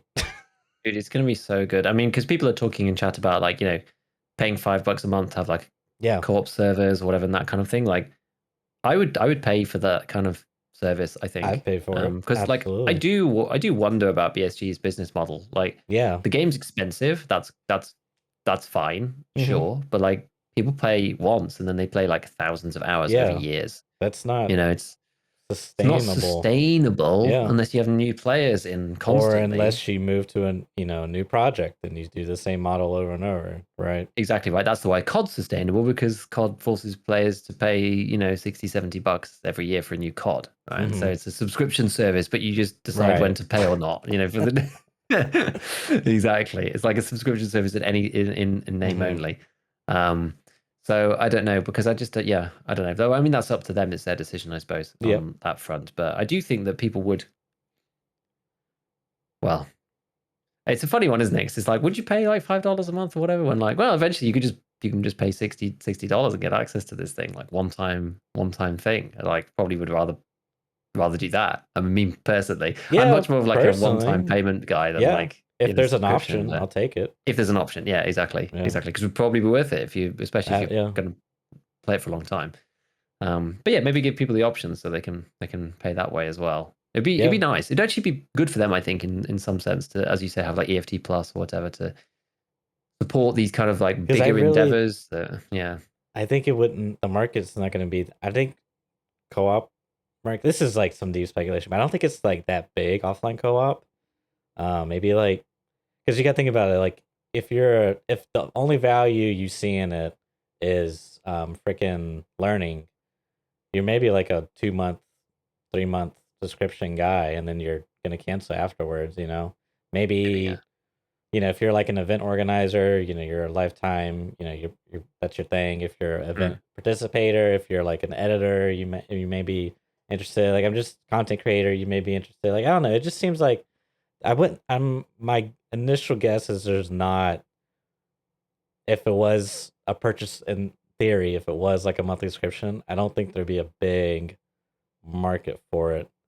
Could be wrong, but yeah, I don't know. Because I said as well, I was like, you know, hopefully they expand it out. And there's a comment to somebody else, just like, hopefully they expand it out because not that many people use it. And someone else was like, dude, I really don't know. I think a lot of people would play like co-op offline, because I think it's partly the fact that you don't lose anything. You just get to use your stuff for free and you play with your friends and there's no other people. It's like much lower risk, it's much more chill. Yeah. I don't know. I think it's nice. It keeps people in the Tarkov ecosystem, which is good, right? It keeps people playing. It gives people somewhere to go. You know, there's in the traders event, if people had co-op offline, a lot of people probably would just carry on playing that, I would imagine. You know, you don't lose any gear. Yeah. Like, it kind of does take away a little bit from the Tarkov thing, but it just allows people to practice for free. So I'm actually totally okay with it. At least they're still in the Tarkov ecosystem, right? Exactly. They're still engaged with their brand/product, yeah. Yeah. And now you'll be able to do like co-op offline. You'll be able to play Arena, you know, or you play main EFT. There's actually now like so many more offerings in terms of what you get. Because like co-op offline, it's one of those things that, as you say, surface value doesn't seem like really anything. Yeah. But it's a totally different experience to live Tarkov. It's completely different. Like, not losing your gear at all, but getting no progression and having no enemy PMCs unless you want there to be. Being able to, you know, group up into 2 teams of 5 and have like team battles with your friends. Like structured team battles, so you can actually like practice stuff. Man, that's honestly insane. Or even just like practicing 1v1 PvP with people. Basically created Arena with this. Like, you could basically create Arena, yeah. Yeah, but like in a less sort of chaotic way. If you want to like practice specific things, No Rat Dude, Labs tournament. awesome. Guys, no crabbing. No crab. Everyone get in the lobby. No crabbing, though. Guys, no crabbing. Hey, Billy, are you crabbing? I see you. Billy, get off that control key. No. It's not. Remember, Church. It's not crabbing. It's crouching. Crouching. It's crouching now. He's like, It's cringe, but crouching. Crouching only. No crabbing anymore. So it's just crouching now. That was a hilarious typo. Yeah. That was a hilarious typo. I think Nikita said it much. Someone in my chat was like, "Oh yeah, he was complaining about whoever put the presentation together making a typo in the deck." Basically, it's just like, God damn it! Like you put a typo in this in crouch. Yeah, dude. That was the other thing too. Is I don't know if you said in English or in Russian. I mean, again, like I said, I skimmed through the podcast and a lot of it I just got from Airwing and editing and whatnot. But it seemed like I think he says in English actually. It seemed like they had a video teaser for the Scav bosses, the Big Pipe, Bird Eye, and Predator. Wait, no, that's not his name. What's his name? Is it Rogue? What the fuck? What's his name? The Which dreadlock one? guy. Oh, Knight. Knight. Yeah, thank you. I said Predator. Predator. I mean, he looks like it. Yeah. Apparently they had a presentation for that, but Nikita looked at it and he wasn't happy with it. Maybe there was a big typo. Predator instead of Knight. Connect. It's oh, it's funny. Yeah, so they cut that from the video, which is kind of interesting. Yeah. But speaking of rogue bosses, he talked about the mechanics of it. I know I'm kind of going out over your script, but I don't mind. We'll just go through until all the things are checked off. He explained that they're going to work differently, and that, as I understand it, they're going to be roaming from map to map. And that, again, how I understand it is it's going to function similarly to how the cultists function. So imagine, from like 3 a.m. to 9 a.m., they spawn on customs. They have a chance to. And then from, 9 a.m. to 12:30 p.m., they have a chance to spawn on Shoreline. And then from, oh God, this is getting much harder and harder. 12:31 p.m. to 9 p.m. they spawn. What you get the point, right? So I don't know. What are your takes on? I think that's pretty interesting. What are your takes on it? Yeah, I think it's interesting. I mean, I thought they were going to be. I don't know whether I was just completely wrong or like off base about this, but like in my mind, I just assumed that they were lighthouse bosses. That's what I assumed as well. Yeah. I just assumed they were only lighthouse bosses. I don't know whether that was me just assuming and everyone else was thinking like, oh, maybe it's possible. But like, I mean, he slipped up and said customs, so we know that they're at least going to be on customs. But yeah, it's going to be interesting to see how that works, because it seems like they're going to be on some kind of schedule, as you say. They'll be on in certain times, so you'll be able to almost like chase them around the maps if you want to go to. I don't know whether that information. I wonder how that information is going to be portrayed. Maybe it won't be. Maybe it'll just be another wiki thing people will figure out when they're around. It's like the cultists, right? Not. It'd be cool if there were like clues left or something. I doubt it, but I think it'll just be a time-based thing. People just work it out and go, oh, okay, we've seen him here, and eventually the wiki will have enough information to say, okay, these hours. That's probably how it'll work. I don't know what. I think there was. Did he say 3 maps? I think it's at least 3 that they're going to be across. 3 or 4, maybe 5. Who knows? Yeah, so we know customs, we know lighthouse, because he said customs, and lighthouse is obvious. I wonder what the other one's going to be. I wonder whether they'll be on. Like reserve would seem to be a no-brainer to me, because they've got like a sniper boss that's going to be up a dome and things like that. Like that would be pretty blatant. Reserve, like shoreline could also work. Yeah, because you've got like the weather station area. You've got like the guy could be on the roof of like resort or something. Can you imagine? Can you imagine like you got Hawkeye on like the roof of resort, Knights just like 2nd floor. You walk up the stairs and you just get like bum rushed. He's got Scar and just grills you with it. Oh my goodness. And then big pipes outside, just boom, boom, boom. We were talking about it in chat. Actually, it's so funny. You're just like, oh, I'm like level 3, and I'm trying to go get my pocket watch. And then, Vishal is in gas station, and you're getting like grenade launched by big pipe. You're like, oh no, just like dying like really, really early on in your Tarkov career. Sounds like super mean. Really brutal, yeah. But I mean, it sounds really, really sick. So we'll have to see how that comes in, which is cool. I mean, given that we're talking about it. The big pipe grenade launcher is lootable, is not purchasable anywhere. Makes sense. I don't mind that in some ways. And as he said, it's going to be very rare. It's going to be very difficult to find him on the maps. Da da da. And as per people in my chat at the time saying like, we'll see about that, Nikita. When the top streamers have got like tons of these things, they showcase the weapon. Dude, it looks absolutely insane. Yeah, it's a really good gun. I mean, it's a semi-auto 6-shot GL. Yeah. Revolver. Yeah. It's completely badass. Yeah. Like you will not escape anybody who has that weapon. Yeah. Like it's mental. Yeah. We did go and check while the cast was on. I say we, like the community of mine, went to go and check on the actual in the Tarkov game right now, and it seems that I didn't verify this afterwards, so I'm don't take my word on it, but from a quick scan, people were like, oh, you can actually, because I've never even looked now, right? You can only go and buy one grenade, I think, and it's on from Peacekeeper, and you're going to buy one per reset. So all the other nades, I think, are fine in raid. I think. Yeah. As I said, I didn't go and verify that, but like I've not used the GL, I've not looked at the nades or anything like that. So I was like, I don't really know. And then some people went to have a quick check, and it seems that they're very restricted. So kind of makes sense you then have to like go and like farm the ammo maybe before you can then use the thing, and it'd be really I recall you can buy one of the really good grenades, which is the 2 to 3 meter arming distance, and then because I think there's another one that's found in raid only, and it might be better, it might be worse. I'm not sure, but then I think you can buy another one, but I could be wrong. It's the not so great grenades, and as you said, all the other ones are found in raid. So yeah, it's interesting. I don't know. I mean, I do kind of like, I do and I don't kind of like that they're making it non-tradable, simply because it just makes it more rare is why I kind of like it. But I kind of don't like it because then it's like, if it's not valuable to you, then it's like, why would I use it? You know what I mean? You can't really do anything with it. It's just kind of like, that's true. There. So. That's true. I like the fact that it's not tradable. I think it's like a reward for doing the cool thing, which I think the game needs more of. Yeah. Which I think is neat. So I think that for me, that outweighs it way more than like you get it and then you're like, I'm probably actually not going to use this. Because the thing is like you're probably, the fact that it isn't tradable almost makes it more likely that you'll use it, right? Like recently I've just been, I've been running Moonshine a lot more in game just because the Moonshine price has been going down. And I've been running a lot of the stuff. I've been running like high tier kits anyway. So a lot of the things that come out of it before, it wasn't really worth it because if you sell all that stuff to the trader, like slicks or Mark 17 scars, like the big scars and things like that, you weren't really making your money back.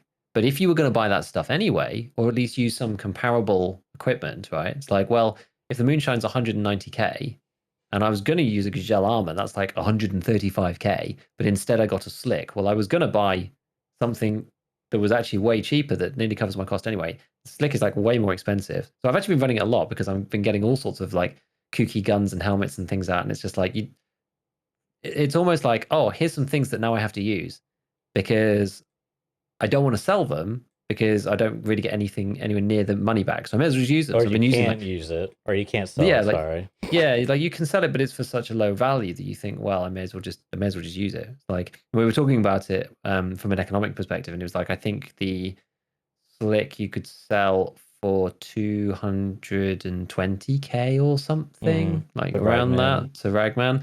And I was saying to chat, I was just like, yeah, I was like, it's a lot of money, but I was like, do you think that a slick is only worth 1.6 gazelles? I was like, I mean, I would trade 1.5 gazelles for a slick every time. So I shouldn't sell it. I should use it. I would use it, right? If it was 1.5 gazelles, I would buy 3 gazelles and trade them in for 2 slicks. I'd do that trade constantly if I could.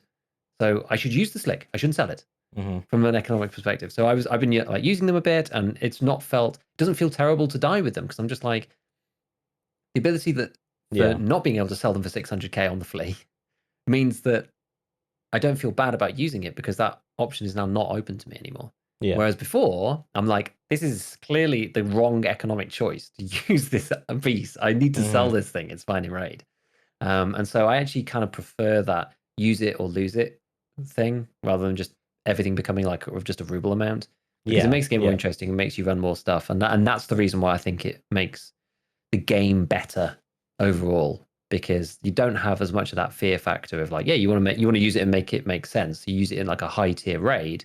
So I used it combined with like, high tier gun and a gun that's worth like nearly 300k and like all that other stuff. And so I'm like, okay, this is cool. It's not throwaway. That's fine, and you only get a small chance with it. That's great, but it's not like the incorrect choice, right, to use it anymore, which I think is cool. So hopefully that kind of same logic will work here. And yeah, you have to work a bit to like put it together, as you said. You have to wait for each reset to get the grenades. Big Pipe will probably have some on him anyway. So I'm sure you'll get some grenades with it. But if you want to make the most of it, you probably want to go in with a bunch of nades. You have to like wait through a few whites, prepare, whatever, like put the kit together. That kind of thing, I think, is a good thing. It's not just like go on the fleet and go click, click, click, click. Yeah, You find the grenade launcher, you go click, click, buy all of them and run into the next raid, and then like, oh, boom, you die, whatever. You like have to prepare a bit. You have to start wait because you wouldn't have those nades otherwise, really, unless you were really specifically going after the grenade launcher. Maybe you have some prepared before, but I don't know. I like the philosophy of the whole thing in this sense much more. What I really like though is having options, and with thinking of like a barter only Tarkov, like Utopia. It would be really cool to have, some people may want the GL and they may have something that I really want, but I did the work to get the GL, so I'll trade the GL for this other thing. Which is like, that reminds me of Rust. It's like very common. You'll see like low tier guns being sold for sulfur, which sulfur is used for crafting gunpowder, which is used in explosives or bullets. And so people will be like, yeah, for 1,000 sulfur ore, I'll give you this, revolver pistol. And you just started the freaking game and you got nothing but a rock. So you just start for the next 30 or 20 minutes, you just farm sulfur and then go get a gun, So it's kind of, yeah, that's more of what, when I say I agree with everything you said, because I do like that. I can't just do any type of work and go buy a GL, a multi, like I can't just scav run for 20 minutes and then go buy me a GL and then I got a GL and everyone's running out of GLs now, revolver. Yeah, that's not really, not exactly what I like. So I that's why I say I do like that they're limiting it, but I also don't like that they're limiting it in this way.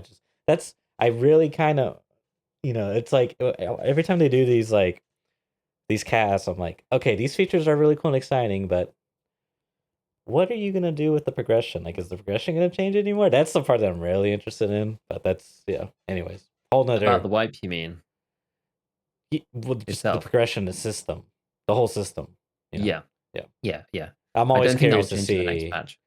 I don't think so either, but I'm always curious to see what will change.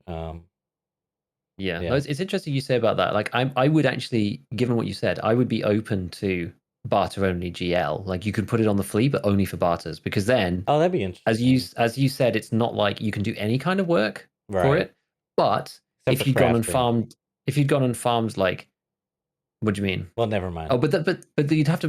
It would be very specific items. People wouldn't want all of the junk. People wouldn't want. Yeah, you're right. Exactly. So it'd be like you have to have like green key, red key. Yeah. Merin key, Dorm's key, Dorm's mark key. I mean, or like 20 GPUs or something. Right? Things of like actual high value. And then I kind of don't mind because then you're trading like because you've kind of made a 2-tier system. Then you've got like the ruble system for just like anything's transferable into anything, and that's all of this tier stuff. And then you've got this tier stuff, which is everything that's like high value work or like random lottery work as well, right? But it's just like you can trade you can turn your GL into the Dorm's key if you want that, or the Merin key if you want that, or whatever. I kind of don't mind that because that's sort of like almost a 2-tier economy. It is very much a 2-tier economy in some ways, because a lot of the time you'll go on, there'll be like a Dorm's key for a Merin key, or there's at the beginning of the patch anyway, it was like Dorm's key for Merin key and vice versa. So you could just kind of like interchangeably swap between these finding raid items if you had two. Like I had 2 Merin keys and I traded one for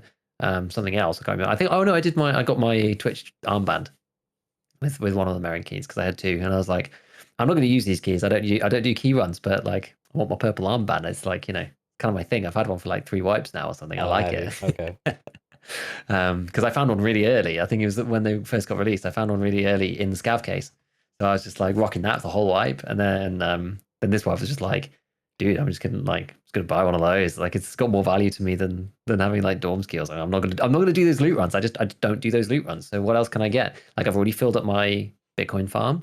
I don't need the GPUs because I was sitting on it for like ages. I think I even talked about it on the podcast. I was like, I don't know what to trade it for. Like, there's nothing of value that I really want. Like, and people weren't selling, like, you couldn't get like a valuable labs key for it, right? You'd have to have like Merin plus like Hillside House or something, or like Merin plus dorms, or like Merin plus 10 GPUs or something. Like, you couldn't just do it on its own for the valuable labs key.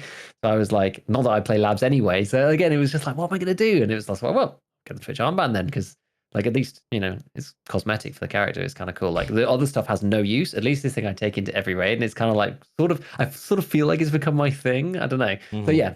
Anyway, long story short, I kind of don't mind the barters idea because it's a bit different, and no one's going to trade 100 AKMs for a for a grenade launcher, right? Like, it's just not going to happen. Yeah, maybe. I don't know.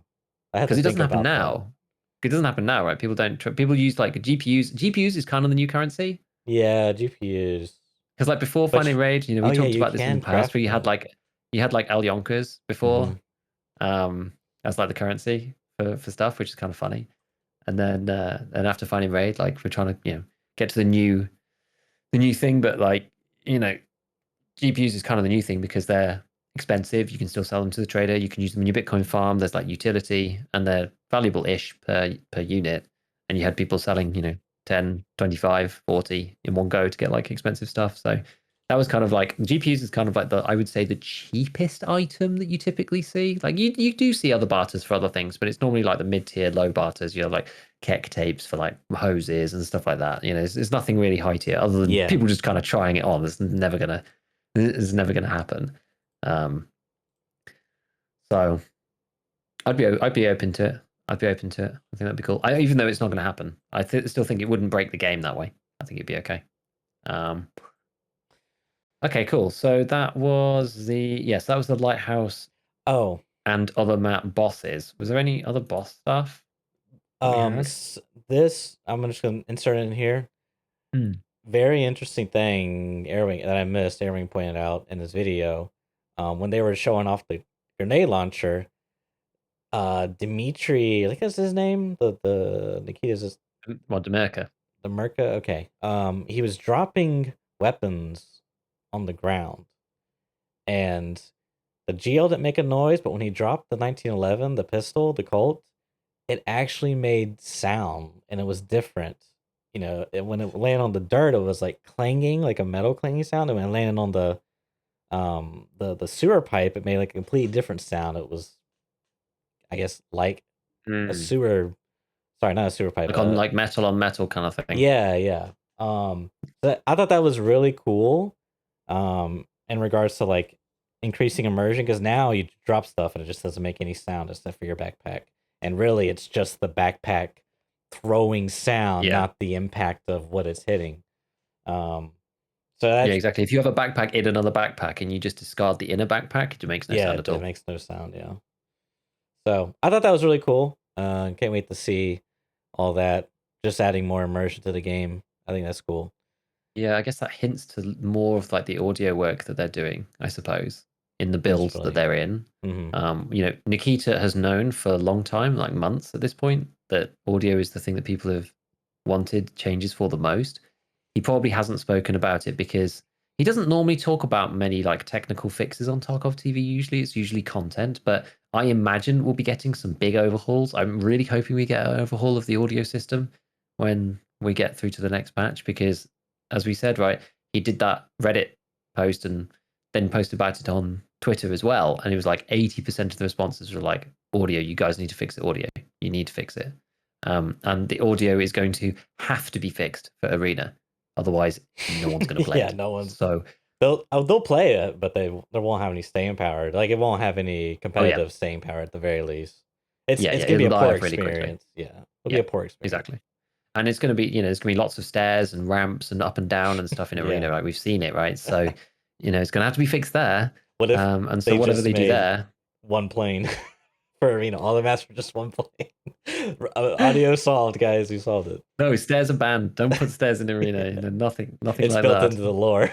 the arena master tripped over the staircase. Now he bans all stairs. Sorry, I'm being silly. No, That's yeah. So, we'll see. audio So that needs to be rework fixed. would be great. And again, I imagine is a great thing about having Arena because you can try the audio stuff out in a small setting without breaking the main game, and then you can use the things that you learned from there to move back into the main game. Same thing with desync, tick rate, servers, latency, smoothness, all of that kind of stuff. I think Arena will have, because we've spoken before about the best way to go about stuff in an ideal world is to start with something, you make it and you learn all your lessons, and then you make a second version, and that's the better version. You just keep going and you have to keep remaking versions as you learn things. Well, Arena's almost like Tarkov 2, but in a really concentrated way, just about the mechanics. So hopefully they can take the things from that, bring them back into the main game, and we all end up benefiting. Arena ends up being really, really good, and then we end up benefiting from the optimizations and things that they make in Arena. Once they're all fully polished and working there, they can use those lessons and bring them back into Tarkov itself, because the code bases hopefully should be similar enough that they'd be, connected together. Someone in chat was mentioning about Steam Audio actually, and you might imagine that a lot of the things that they wanted to do with Steam Audio they couldn't do because of performance. Well, Arena should have much higher performance because the maps are nowhere near as complicated. So they might be able to introduce all of Steam Audio into Arena eventually.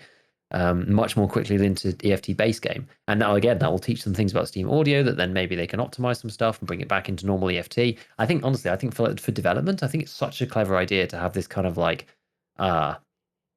prototyping base with Arena itself in many ways. It's so cool. I think it's going to be really good for them. But yeah, we'll see. Looking forward to any audio updates of any kind. It would be pretty good. I was like, I've been playing Interchange recently. I know, I saw. And, I was like, this is not like the GigaBeef I know. Exactly. But like the number of times just like wandering around through Ollie and there's like nade sounds, and like people shooting, and it's just like, it's actually downstairs in the garage and that kind of thing. I'm just like, oh God, it's like so painful, man. It's so painful. So yeah, let's hope. Let's hope and see. That sounds good. What should we do next? Well, should we do I got guns or Lighthouse? Oh, you got another point. Okay. Yeah, just a quick one here that's in my head. The NVG change they did, I guess fix. I don't know, another like immersion building thing. I thought was really cool. Having it honestly looked like NVG's got reworked. And the footage they show, like I don't know, maybe it just looks different on their. They reworked them entirely. He said. Yeah, because it looked, the totally. Lighting looked different. Like I don't know if it was like the colors or the contrast, but it all looked kind of different. It looked much more clearer, in my opinion. But the main point I want to get to was that they had IR lasers and flashlights now are fully functional, which is like, oh my God, dude. I wasn't expecting this, and I think it's going to be really cool. Really, really, really cool to have that enabled. It's going to change up night raids so much now. It's going to make it way more interesting too. Like, if I don't know how effective the IR flashlight is at blinding NVGs, but you essentially have a flashlight effect without the light being visible during nighttime without NVGs. Like, it's so bizarro, dude. It's like I don't know. It's gonna be so cool, dude. Oh, so I'm excited about that. I think that's really cool. Wasn't expect that at all. Good for them. I imagine the IR. I mean, I don't really know how IR flashlights, like what the strength of them is or something. I imagine that they won't blind, I guess, but like I don't really know that much about them IRL, to be fair. But other than that, the physics of it, but I don't know like what the intensity is or anything like that. I have no idea. I don't know. Dude, when I saw that in the part of the podcast, like I don't really play night raids. It actually is one of the things that I'm like most stoked about. Really weirdly. Like I hardly ever play nighttime. But maybe I will with this. Like actually, like it's like it reminds me of like the set piece missions in Call of Duty where you've got like the nods on and you're like going with the lasers and things. Bravo like, 6 going dark. It's honestly, it's going to be so cool. Like honestly, it's so cool that they've got this fixed. I'm so happy about it. It's just like the IR, like the IR lasers. It's just like it's so awesome, dude. Like I just there's something about it I really, really like. It's definitely a sort of like an art style, artistic sort of just like feel thing, not necessarily just like a gameplay mechanic thing. Like, yeah, sure, it's going to be great for the gameplay mechanics too, for using those particular devices with nighttime raids, with nods. That's going to be really good. But there's something else about it, just the way it looks and the way it kind of feels. Like, I've always enjoyed those missions in various single player FPSs that have got that mechanic, especially in the more recent ones, and especially in Call of Duty. It just feels so operator. It's like the most operator thing ever, you know. Obviously, until you get your immersion busted because someone just like mag bugs you with like 5 flashlights around and just like you can't see anything. But until that happens, I'm gonna feel so sick, like moving around, sweeping targets, you know, just like moving in with the IR lasers. Oh man, it's just like it's such a good vibe. Yeah, I just love it. I really like it. I was so excited when I saw that because it's been not functioning for so long. Yeah. And for them to bring that in this patch, like, man, I'm hyped. I'm all there for it. I'm all there for it. I love it. And I think even just watching other people play with it, it's just going to be so cool. I'm really looking forward to it. Actually, I'm really looking forward to it. Sure, Clean is all over that for sure. Exactly. All right, what you got next? Should we just go through like a couple of random stuff? Yeah, Should we yeah. just go through a few random things? Pick something out. So what's random things like Scav boss wasn't like the final Scav boss for Lightkeeper wasn't shown in the video at all. They mentioned nothing about Lightkeeper. I don't really want to mention too much more about that because it's kind of dull. We've like done it to death, but like it's just important to note. So we'll see. It's like the cult boss, I guess, the sniper boss, the guy who's going to protect him at the lighthouse. We'll see what happens with that. We're going to get Scav daily quests on Fence. What do you think about that? I don't know. Would you use those? Will you do it? I don't. Probably depends what the. I mean, yeah, it looked like it had rewards. I mean, why? I mean, I on my playthrough, I still play Scav every so often. So it just seems like extra, free shit. Why the fuck not? You know what I mean? Exactly. Like, and I'm guessing because we were kind of speculating. I didn't go back and look at what the reward was. I'm not sure if it said what the reward was for anything like that, but like presumably it's XP for your PMC, I guess. Yeah, I mean, I won't go too long on the rant, but I still feel very weird playing a different role that benefits my player character, which is also on a different role, that being the PMC. But at the end of the day, I'll take some free shit. You know what I mean? So yeah, exactly. So if I recall, it was like gear and even I do remember seeing gear, but I'm not sure about XP and money. But I assume it's in there. I mean, it makes sense to me. So. I guess so.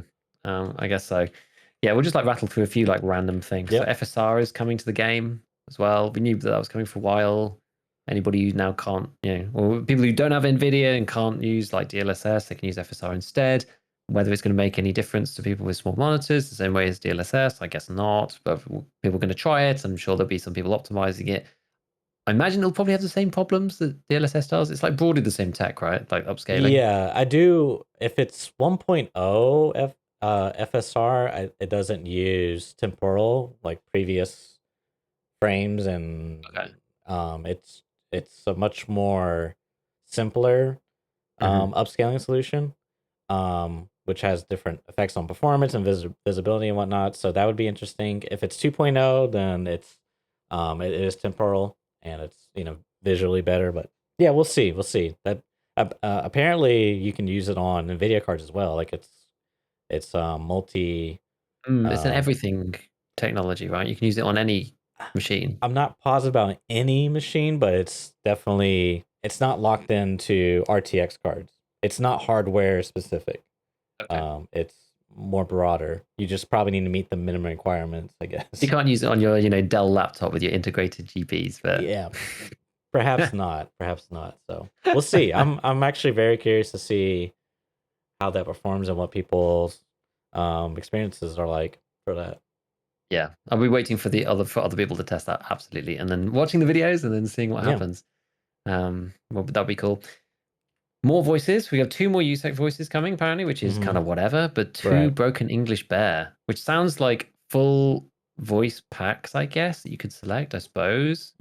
Some people were speculating that maybe it's just like 2 voice lines within the Bear subset of like voices that they can use. Maybe. But if it's like a full voice pack thing, that would be really cool. but we'll see. I mean, it's neat. I didn't think they'd ever add any of those lines, so nice to have. Definitely nice to have.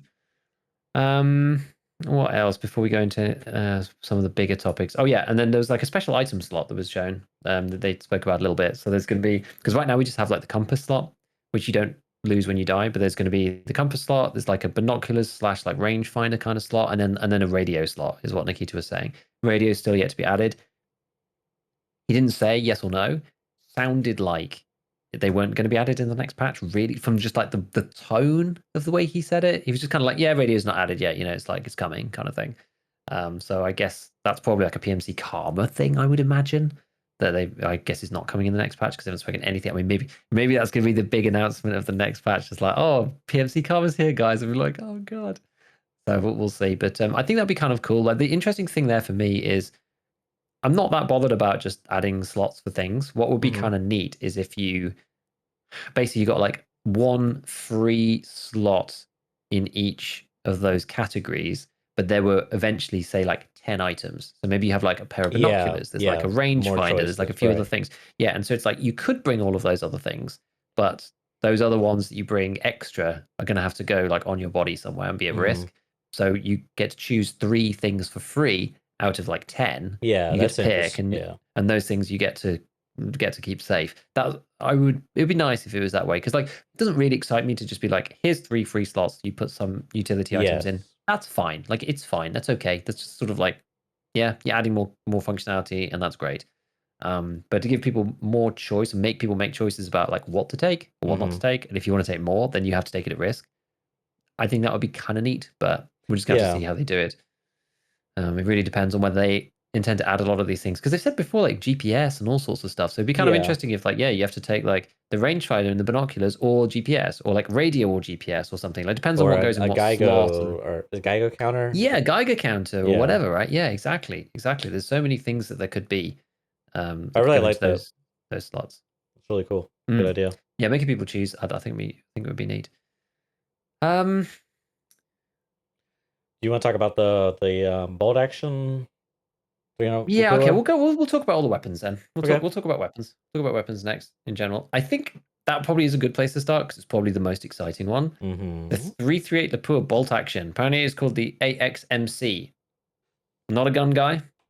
I find out about these guns as and when they get added to EFT. So, but apparently, it's going to come with a suppressor, optional as well. And that suppressor is also going to be able to be used on the Mjolnir. So I presume they're either the same manufacturer or they're part of the same, category of weapon. I guess they're probably made by the same people. I would imagine, but I don't know. So, go and ask your favorite gun enthusiast for the specific details on the IRL consequences of that. But anyways, the suppressor is going to be transferable to the Mjolnir from the XMC. My first thought about it was this is going to make Tarkov Shooter in general and Tarkov Shooter Part 8 a much more enjoyable experience. Because that was the big problem with the Mjolnir, was that because it's semi-auto and it's technically like a DMR within the game, it doesn't count for Tarkov shooters. You can't use it for that.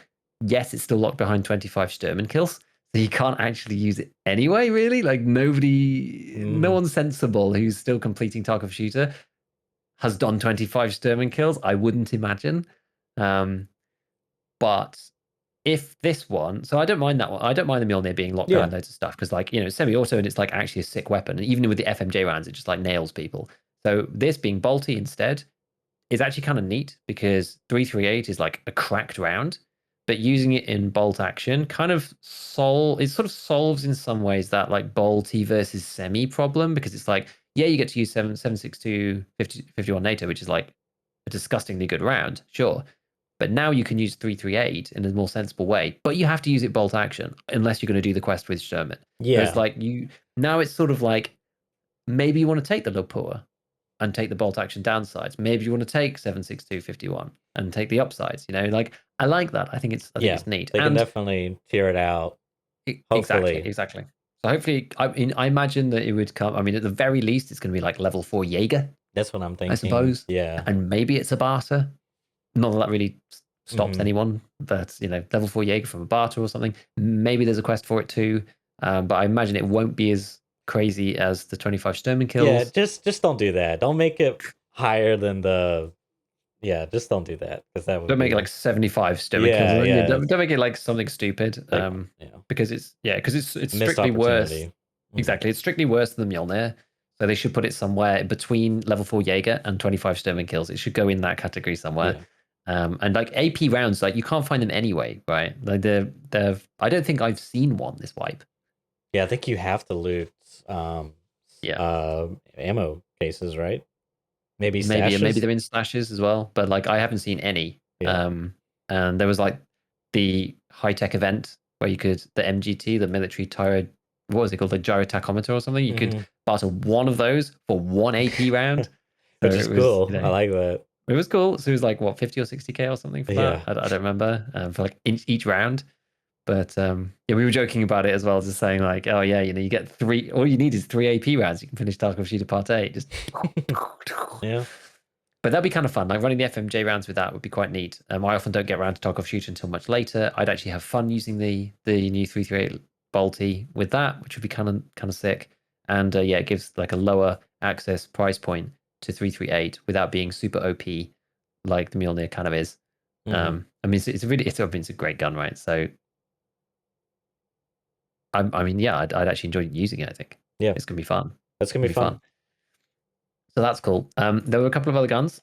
We had which one should we go into next? There was the RD704, which is an AK of some kind. It looks like it's slightly more moddable than the regular AKs, or in more of like a modern way rather than just like the AK modding. I think Nikita said it's going to be a little bit better than the normal AKs. I guess it probably won't be better than the Mutant. I sure hope not, because otherwise it's going to be the new meta gun. So hopefully it's somewhere between the Mutant and the AKMN or something.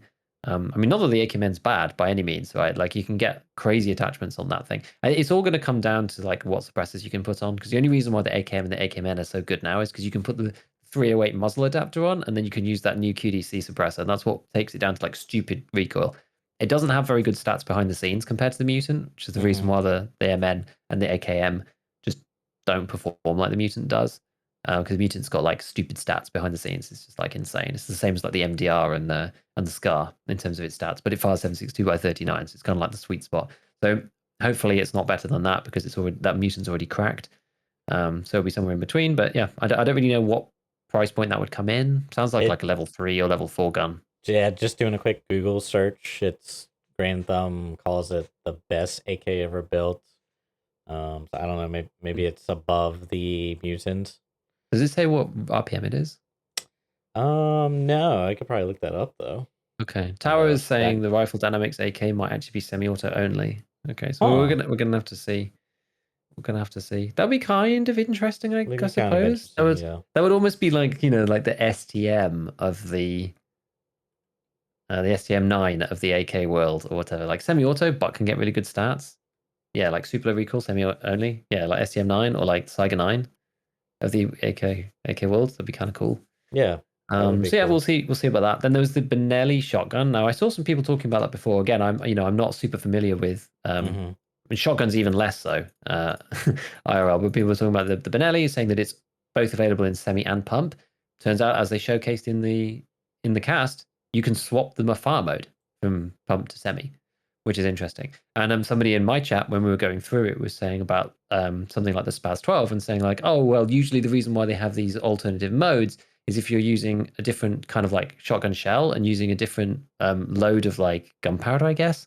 So that if you're using a low powdered load that wouldn't cycle the semi, you can still use it on pump and you can pump it manually. Was maybe like, I think that was what someone was saying was the rationale as to the reason why you might have these two modes.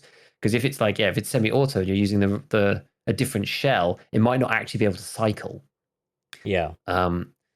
So that's the rationale for doing so, which is I mean, I learned something there. That's information that I didn't know, which is kind of cool. So yeah, for all of you non-gun people out there, we learn every day all sorts about weapons in the Escape from Tarkov, which is quite funny. It's an unavoidable side product of the game, which is quite interesting. And then we have maybe the new most scuffed gun in the entire game coming, which is going to be hilarious. I think it's even more scuffed than the double barrel shotgun. Oh yeah. Which is the what do they call it? Breech loaded MP or break action, I think it was. Yeah. Maybe. MP, which I think in Russian is MR actually, in technically. Like we should always say, like, we should say like the MR 153 or something, because like the P is actually the Russian Cyrillic P, which is a Western R. Anyway, in our Western tongue, MP18, which is 7.62 by 54R, the Mosin bullet, but in break action. So you open it like a shotgun. Yeah. And it has one round of 7.62 SNB in it. And you fire it, and then you open it up, you take the round out, and you put another one in, and you close it back up. It's just a boomstick. It's a literal boomstick, this thing. I'm still sad, dude, that the Mosin bullet just got nerfed, because, like, dude, this gun better be really cheap, because I just can't imagine using this thing. Like, why would you? Like, it's got to be really cheap, because I would. It's got to be still. Yeah, I honestly don't even think. I just am really sad about one tap not being a thing anymore, dude. It just like feels so bad, but whatever. I digress. When I saw this gun, I was like, "Oh, that's the BK-18 from DayZ." I'm like, "Oh, wait a minute, DayZ doesn't use the right names. They use make-believe names." It's cool that they're adding that. It's cool they're adding that, but I hope it's dirt cheap, dude. Like 10,000 rubles, no more. Like it's gotta even like dude. All right, if it's how much is the double barrel shotgun? Is it 6,000? Like 7 or 6.5 or something. What would the price need to be for this thing for you to choose it over the double barrel? I mean, at that price point, it's pretty insane, right? Like, it's gonna have to be like 4. It has to be lower than a double barrel. Is what you're saying. 5. It has to be lower than the double barrel, in my opinion. The double barrel has like way more utility than this. Yeah. You get 2 shots, which to me, double barrel? It doesn't make sense, because you're shooting a freaking giant piece of metal, dude, versus buckshot. Yeah, which you can't kill anybody except in the head. Yeah, right. And in the double barrel, you can fire 8 pellets. Yeah, and you can fire 8 pellets twice.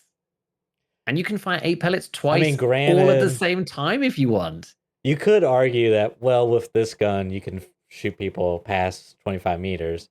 Yes, but I still have to shoot them twice in the chest.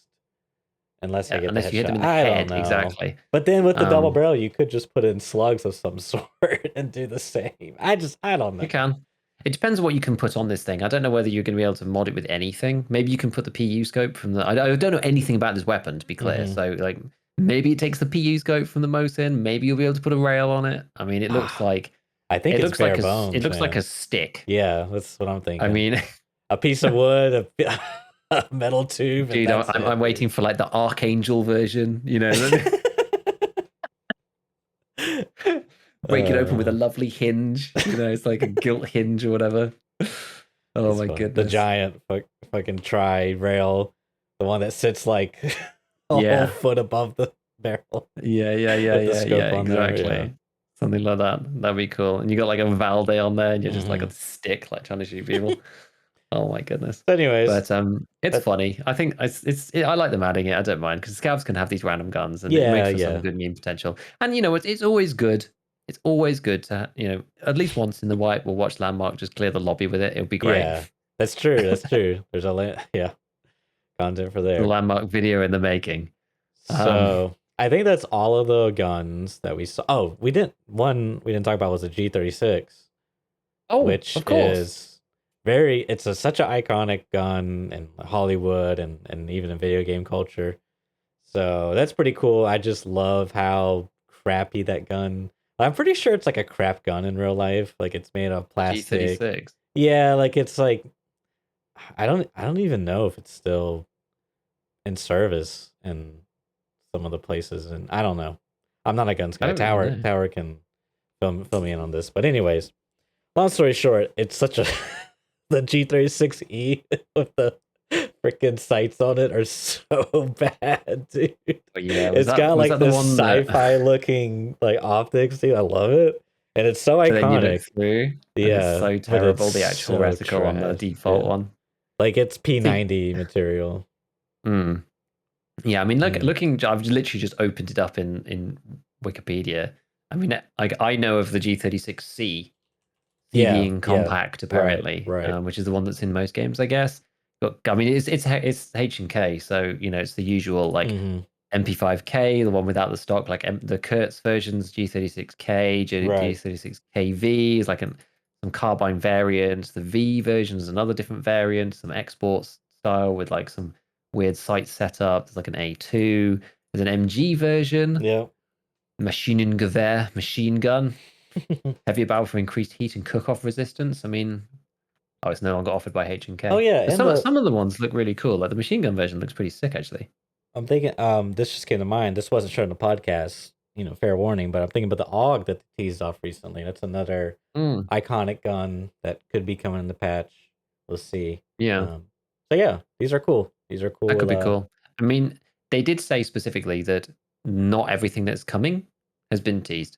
And they always do that. So we could get random guns that we didn't know about before, like the AUG, as you say. I mean, there were lots of people who were really excited about G36C or G36 in general, I should say. I just auto defaults to G36C because it's the one that's used in like every game.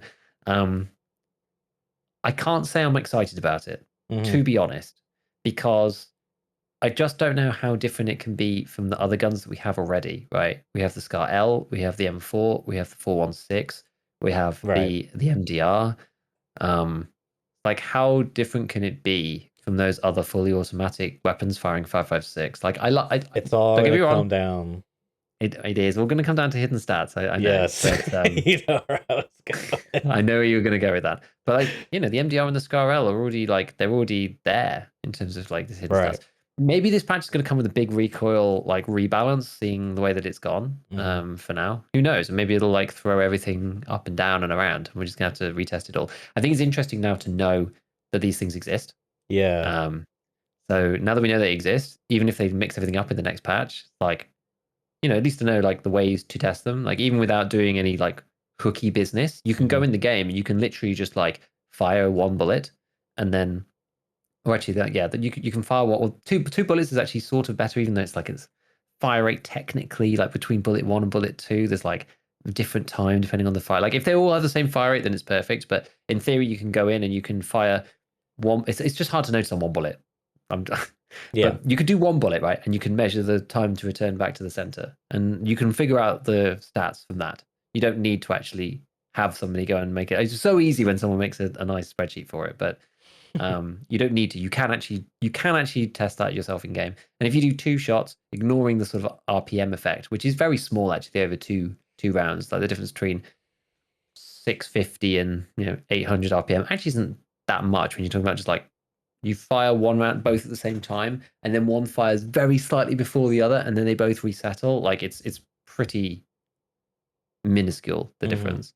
You can still notice those differences. Like I think you can notice the convergence differences more than you would notice the RPM differences, in my opinion. So you can go and test that. So it'll be interesting to see what they do. And as you say, that's really going to determine how these things perform. I mean, if they just leave it the way it is and it ends up just sitting somewhere between the M4 and the Scar L or whatever, then like it's going to be used as much as like the MDR and the other ones are used, i.e. not very much. It'll probably be used as much as like the 101. It depends on what mods it comes with. It depends on how you can mod it. I mean, they said there's going to be lots of attachments, so we'll see. We'll see. It could be, could be a very cheap gun. We'll see. I don't know. It's either. Yeah. I'm personally, I like it just because of all the nostalgia of previous games I've played, so that's kind of what the appeal is to me. But, it's probably going to be crap. And it'll be, I'll just go back to I quite liked it in PUBG, actually. I used it because they added it quite late on in PUBG when I was playing. It was kind of towards the end of my tenure. It was like one of the latest ones. I just remember I have a distinct, but when I think of that weapon, I just think playing on the snow map. I think it maybe came together or something. So I used to use that gun non-stop on the snow map. I forget the names of all the maps now because it's been too long, but that was cool. That was really, really cool. So yeah, good vibes, good times. Okay, a couple of other bits and pieces. Maybe we talk about. Actually, we'll do the other things first, and then we'll go through the last one at the end. Animations. Okay. I think is a good one. Animations, I think, is a good one. So we've had some of the animations teased before that they said they were working on these new animations and things like that. We actually got like a proper trailer this time, which is where the crouching thing came from, which is I hope becomes a meme because it's pretty funny, the typo. Oh my god, Pistilli needs to say, and we crouch straight into it. He should jump on that. Yeah, we should just like start it as a new thing. Yep.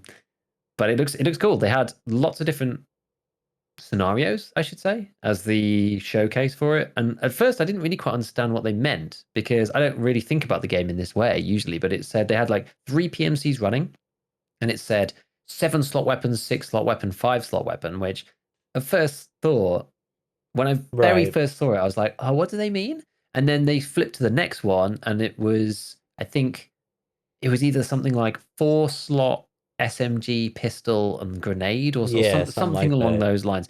And that suddenly made me, oh yeah, of course. Like, you make a really big gun with a suppressor and like a super, super long one, like longest barrel, like M4, whatever. And that's like a huge 7-slot monster. Or you have something really compact like the MDR. And like the guys have got like completely different animations for holding these really long weapons, which is really cool. Like it actually looks so good. Got like, they're like really like swinging it with the big sort of 7-slotter versus with the PDW type SMG things. I think they had an MP7 in the shot. The guy's like running with it just in one hand.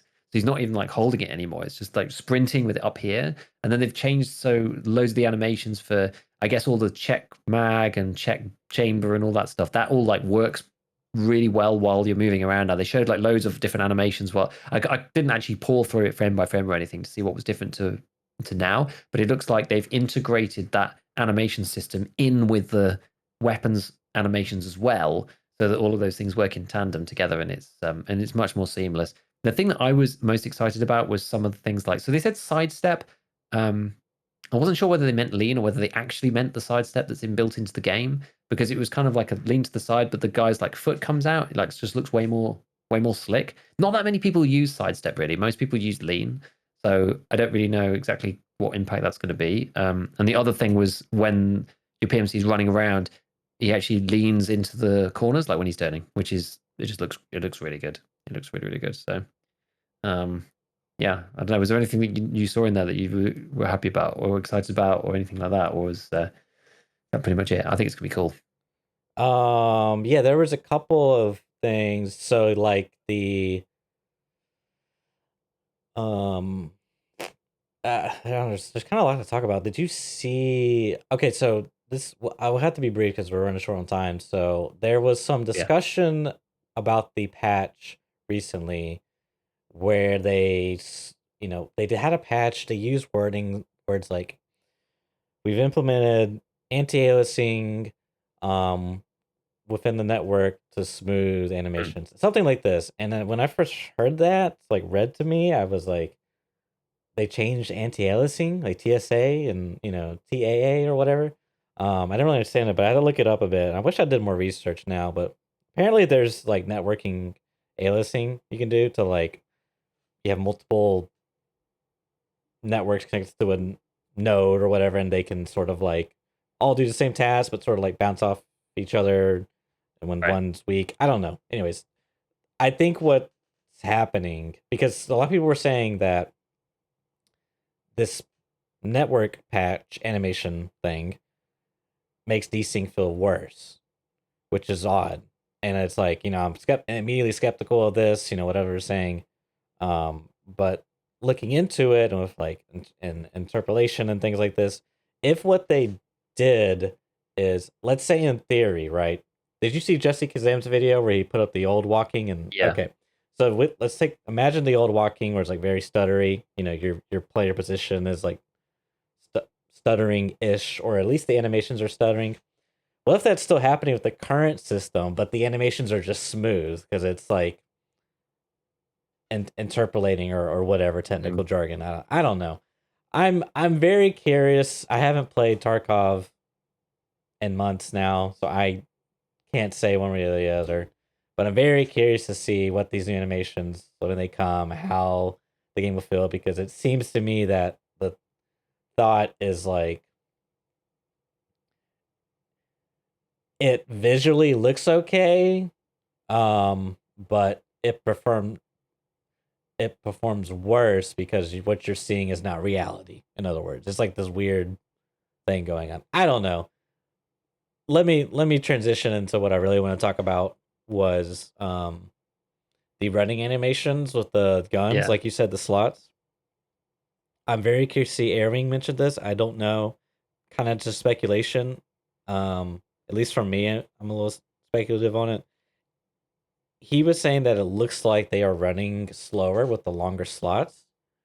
Now, to me, the camera positions weren't like great, and they were also out of sync as far as like there's light posts. One was like further back, and the next one's further back. That could be because they were actually running faster. That could be the case, but like even the angle was like just slightly off.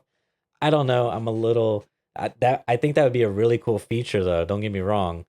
That'd be really cool, dude. Like, could you imagine if if you choose to run a 8-slot SA58, you just run slower with it out. Like, that's just the thing. But if you choose to run a 2-slot SMG, you fold a stock, you get a bonus. Like, even if you fold it versus non-folder, you get a bonus if it's folded. That'd be that'd be so freaking cool if you got like a move speed bonus.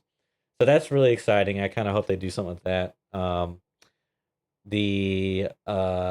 Yeah, I think that's kind of it, really, for me. Yeah. Okay. I mean, yeah, that'd be awesome actually, because that would kind of stop, because Tarkov still leans very strongly towards like big guns, really big guns with low recoil. Yeah. It's just such a painful thing, and because of the way that the recoil happens on the barrels and the ergo, you can kind of fix in other ways. So people tend to. We've spoken about this before. Got a moth in my room now. Apparently, that's great. So yeah, but we've talked about this before, especially about like the SA58, right? Where it's like there's no point with do the analysis and you go, okay, well the long barrel is this, and here's the attachments you can get for it. The shorter barrels is this, da da da.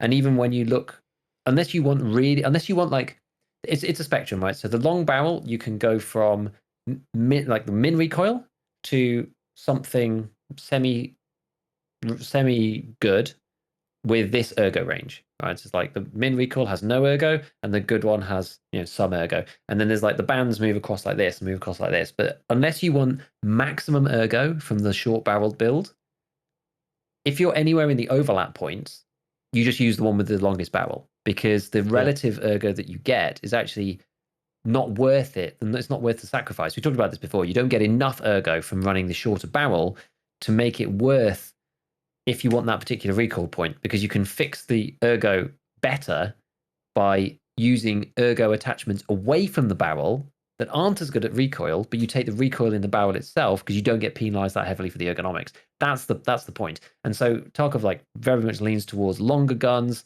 heavier guns, because it doesn't have, as you say, any impact on movement speed or anything like that. Like, yeah, it impacts your ergonomics, but you can kind of fix that and you can tailor that as you will. Whereas if it's going to impact maybe your maybe it doesn't impact your walk speed, but maybe if it impacts your actual maximum sprint speed, that would be a really, really nice trade-off to have, and would change the meta, I think, in some ways. People hate movement speed debuffs. It's the reason why people don't run the Zabralo, they don't run the Samurai armor, and they don't run some of those heavier armors as well. Even like the Reduce M, you hardly ever see, because people just hate using those ones with the low movement, because movement is absolutely king in Tarkov, right? Being able to reposition and move around people and swing on people and be able to get back behind cover. It's so critical. So it'd be really nice to give another element that's a way, like you're not necessarily like nerfing those guns, but you're saying, okay, well the medium barrel now actually has another element to it, because the slot length of the gun now determines your max sprint speed. Like that'd be awesome.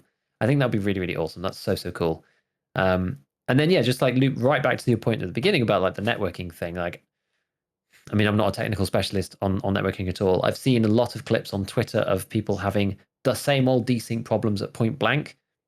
In my opinion, I don't see why networking latency would necessarily fix desync, so to speak. I think a lot of people have said that performance at range is a lot better. You don't tend to see people stuttering in the distance now. I guess also partly because people who are running at range, if they're going from A to B, they're typically going in the same direction. Like, maybe they're sidestepping or whatever, but that's way easier to extrapolate and interpolate. Somebody's just running through woods, because you basically know where they're going to be in the next couple of frames, because they're just running in one go, like one direction, and maybe they stray for a little bit. It's only if they come to an actual stop that's the problem. People don't tend to do that unless they're hitting cover or whatever. But the actual like desync itself around corners, it's the same old clips that I'm seeing people post up, which is they run through a door, they're fighting a guy, the guy's shooting out the doorway and then they die. You know, like I don't think that's really what the patch was intended to do. So I think you can have both. I think you can fix some of the stuttering issues around animations and the way people look when they're in game without fixing the desync. I don't think those two things are necessarily the same. So yeah, that's that. But look, I'm hyped for the animations. Yeah. I think it could be cool. And yeah, hopefully they put this kind of tweak in to give us more options. If it does, because basically what it boils down to is it's a slot bonus. So if you choose to bring in a 3-slot gun versus a 4-slot gun, you get a bonus, you know. And what's I just realized when you were talking about this is, oh my god, they just buffed the mini monster. Because it doesn't add a slot to your gun. Dude, that would be so cool. Could you imagine? Like, it's actually not a meme. It's actually not a meme. I'm not role playing when I use a mini monster. That'd be cool. Yeah. Yeah, that is sick actually, yeah. Because then the gun's smaller, and you get a bonus for it, but it's worse on recoil, so now there's actually a reason to use it. That'd be cool. I like it. Yeah, that's good. That's nice. I love it. Yep. Okay, so before we move on to the final topic. Okay. Flare gun. Yes. Not sure if there's really much to say about the flare gun. Not really. I think it's interesting that they're adding different types of flares. So I'm just basically quoting what Airwing said in his video. As I said, skimmed through the content itself. It seemed like they're going to be adding multiple different types. Yeah, you got to hear your notes. Okay, cool. So different types of supply drops. Generic loot drops, weapon mods, barter drops, maybe med drops. So kind of like different variations, which is cool. It's pretty cool. And the other thing was the it's not a gun per se, but it's a flare, like a hand flare that you launch. And I think Nikita said it was going to be related to quests, which is kind of cool. I'm digging that. You know, you got a quest, go here, launch a flare, signal the flare, and then everyone sees that and are like, oh, this guy's doing that quest. Let me go bully Timmy. I'm gonna cuss. It's kind of cool. So Golden Pocket Watch quest now requires white flare to be. Can you imagine? Hey guys, doing the Pocket Watch quest over here. One thing Airwing said too, I thought was interesting. If you can aim them towards a target, you know, on a flat plane ish, you could potentially just blind someone, like night raids or night vision, just fire off a flare, and everyone's NVG just gets fried, like pure green flashbang, essentially. Yeah. I'd be curious to see what all you can do, because it seemed like in the video when he shot it, he was looking up at the sky and he shot it, but it went back behind his head, so he had to turn around to see the flare. So I wonder if it's like, instead of it shooting, you know, you're targeting it straight vertically based off even though you're looking horizontally, it's firing vertically. So I'm curious to see how that works. And we're going to start to see people like run into factory, literally bend over completely and just. Dude, you already know if it's viable, I'm all over it. It's going to be the 5-man firing squad. There's like all 5 people run in. Literally, they've got a double barrel and a flare, and they just like rush into the forklift, and it's just. You imagine you're trying to come out the door, and there's just like flares flying at you. You're just stuck in there because five naked guys with double barrels have just got like flare after flare just like flying in. You're just getting fireworked. Oh my god, that would be so funny. Yeah, people were talking about whether they would actually set people on fire or like do damage or whatever. So yeah, who knows? We'll see. But it's gonna be, I don't know, it's gonna be interesting. I guess you could also give visibility at night outside and outside areas too, I suppose. If it's like really dark or whatever. We were talking about like maybe you can fire them around interchange and fix the lighting is one thing we were saying. Like white flares everywhere, just you can actually see. I gotta interject because you just remind me of something. If any of them are green flares, I want they are white, green, blue. Someone needs to do a video. This is free, by the way. I'm not gonna charge for this. Someone needs to do a video where they bait people into taking extracts that think they're open. So they fire a green flare at. I'm trying to think, like which one is it? The northern checkpoint. You could probably pull it off there if it looks like the same flare. Could you do it at like old gas? Yeah, maybe. Like new players would probably fall for it. Like, oh my god, dude, you could troll people so hard with this. Oh, the bunker. What's it called? ZB. Oh, was it 14? Was it 15? Actually, 14 as well. 14 as well. 13 and 14. Yeah, 13 and 14. Yeah. Like fire flare there on the floor. Oh That'd my be god, too dude. funny. That'd be too funny. Yep. God, that'd be good.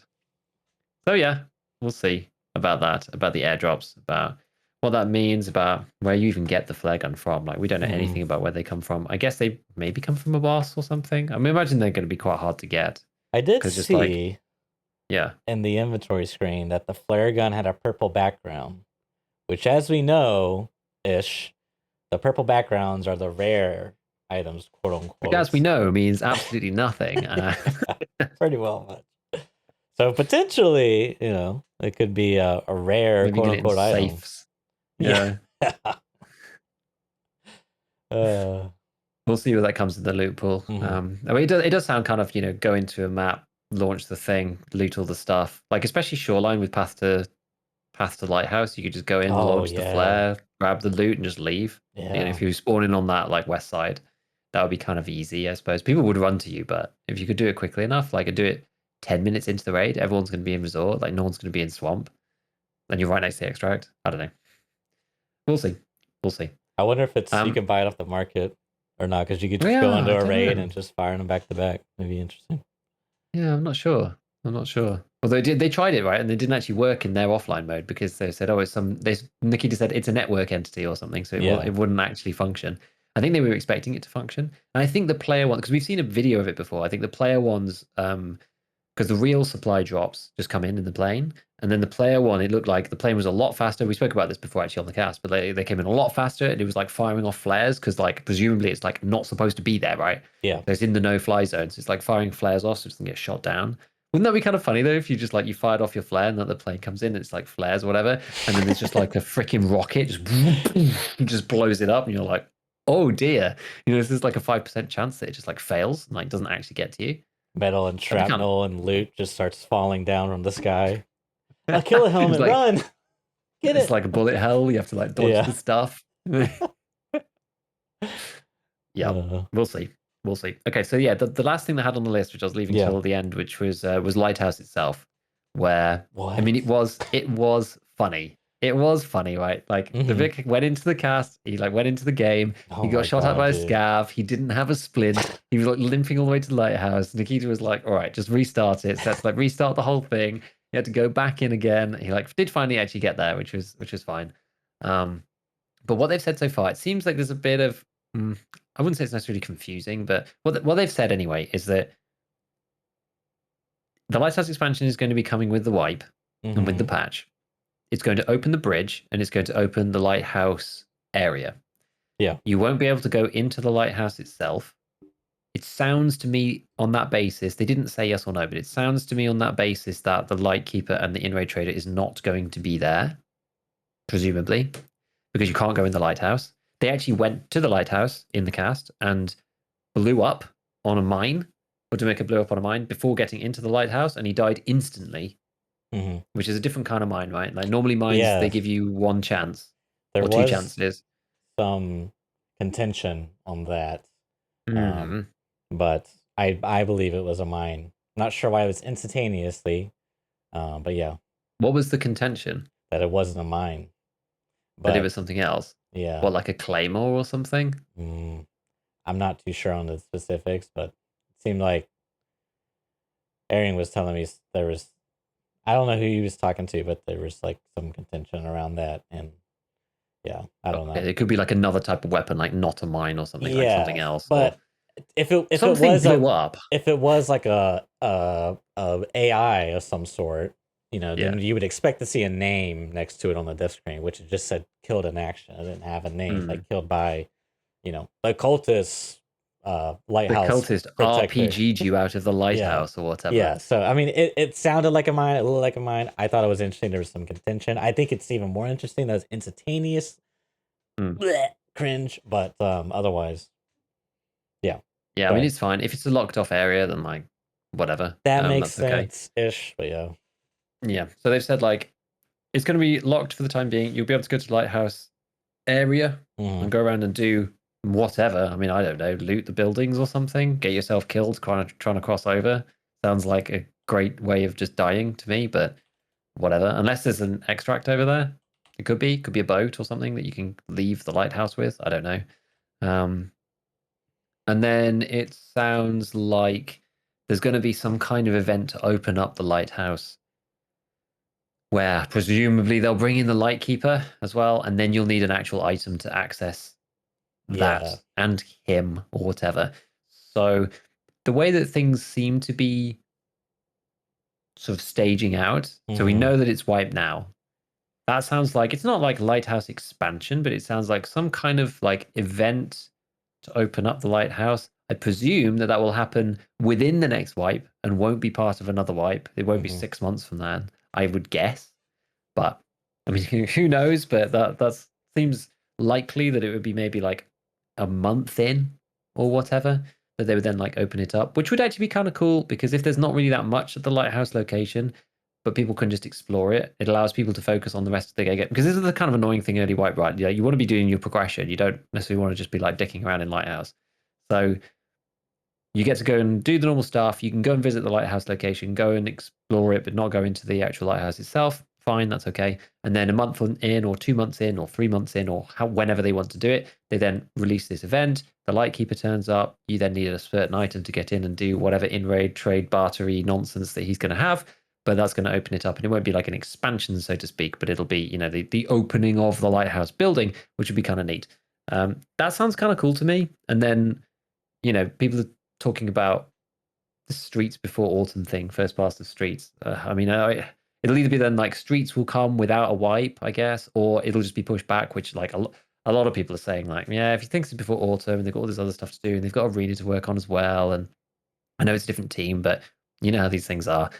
I definitely see a pathway where this Streets ends up getting pushed back to like January, and then they end up wiping with the first iteration of Streets instead. Like that kind of makes more sense, right? Like I don't know. We'll see. Nobody really knows. So maybe it'll come quicker than that. But that would at least be a sensible route, in my opinion. It'd be nice though if the Lighthouse Trader does come mid wipe. I don't really want him to come at the beginning because I don't think he's that kind of character. I think he's more of a mid to late game kind of guy. Anyway, like you go to him, you trade high tier like tech stuff with him for like explosives and that kind of stuff. So I think it's much better that way. Yeah, let people focus on the progression and then unlock the Lightkeeper together as a community. Maybe like once the wipe starts getting a bit tired, like 3 to 4 months or whatever, then like he comes. Maybe it'll be sooner than that. I don't know, but we'll see. We'll see. Hopefully, it will drive some player progression game loops. I think it's as you said earlier, which I didn't want to touch on then too much, but just like it'll be interesting to see what they do with the progression system, whether they add any more gameplay loops that allow players to more self-direct what they want to do,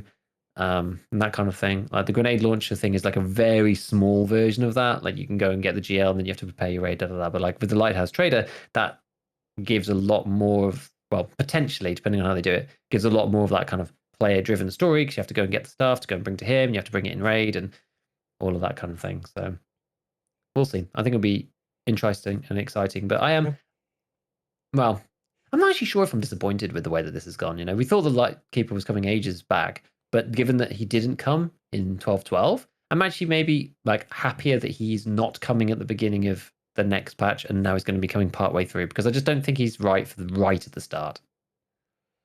I don't know. I feel like I'm indifferent with a slight leaning towards I want the thing now with the patch. Just because I think that's like such a big leap towards something else. You know what I mean? Like it's just there is nothing remotely having an in-game trader. Just I don't know. I don't know what that means. I don't know what that is, but I don't know. I just feel like it's bigger than inertia. Like it's just like the implications could be very extreme. I don't know. It just seems like such a drastic change to the formula of rating, right? Yeah. So I'm curious to see. It's kind of like reserve in a way with the alarms, very dynamic. So anything to spice up the raids, that'd be really cool. So I'm very curious to see what that looks like, and can't wait to see what they do. Yeah, definitely. I mean, they said there's new crafts, there's new quests, which they haven't shown, so we'll see. And maybe there'll be some different gameplay things. I mean, I've said this to other people, like, I'm excited. It's gonna be fun. All this stuff's cool. I do worry that there's, we've got a lot of new things. A lot of it's new guns. There are some new mechanics, but not that many. Like, I do wonder whether, I guess this is going to be 12, 13, I suppose.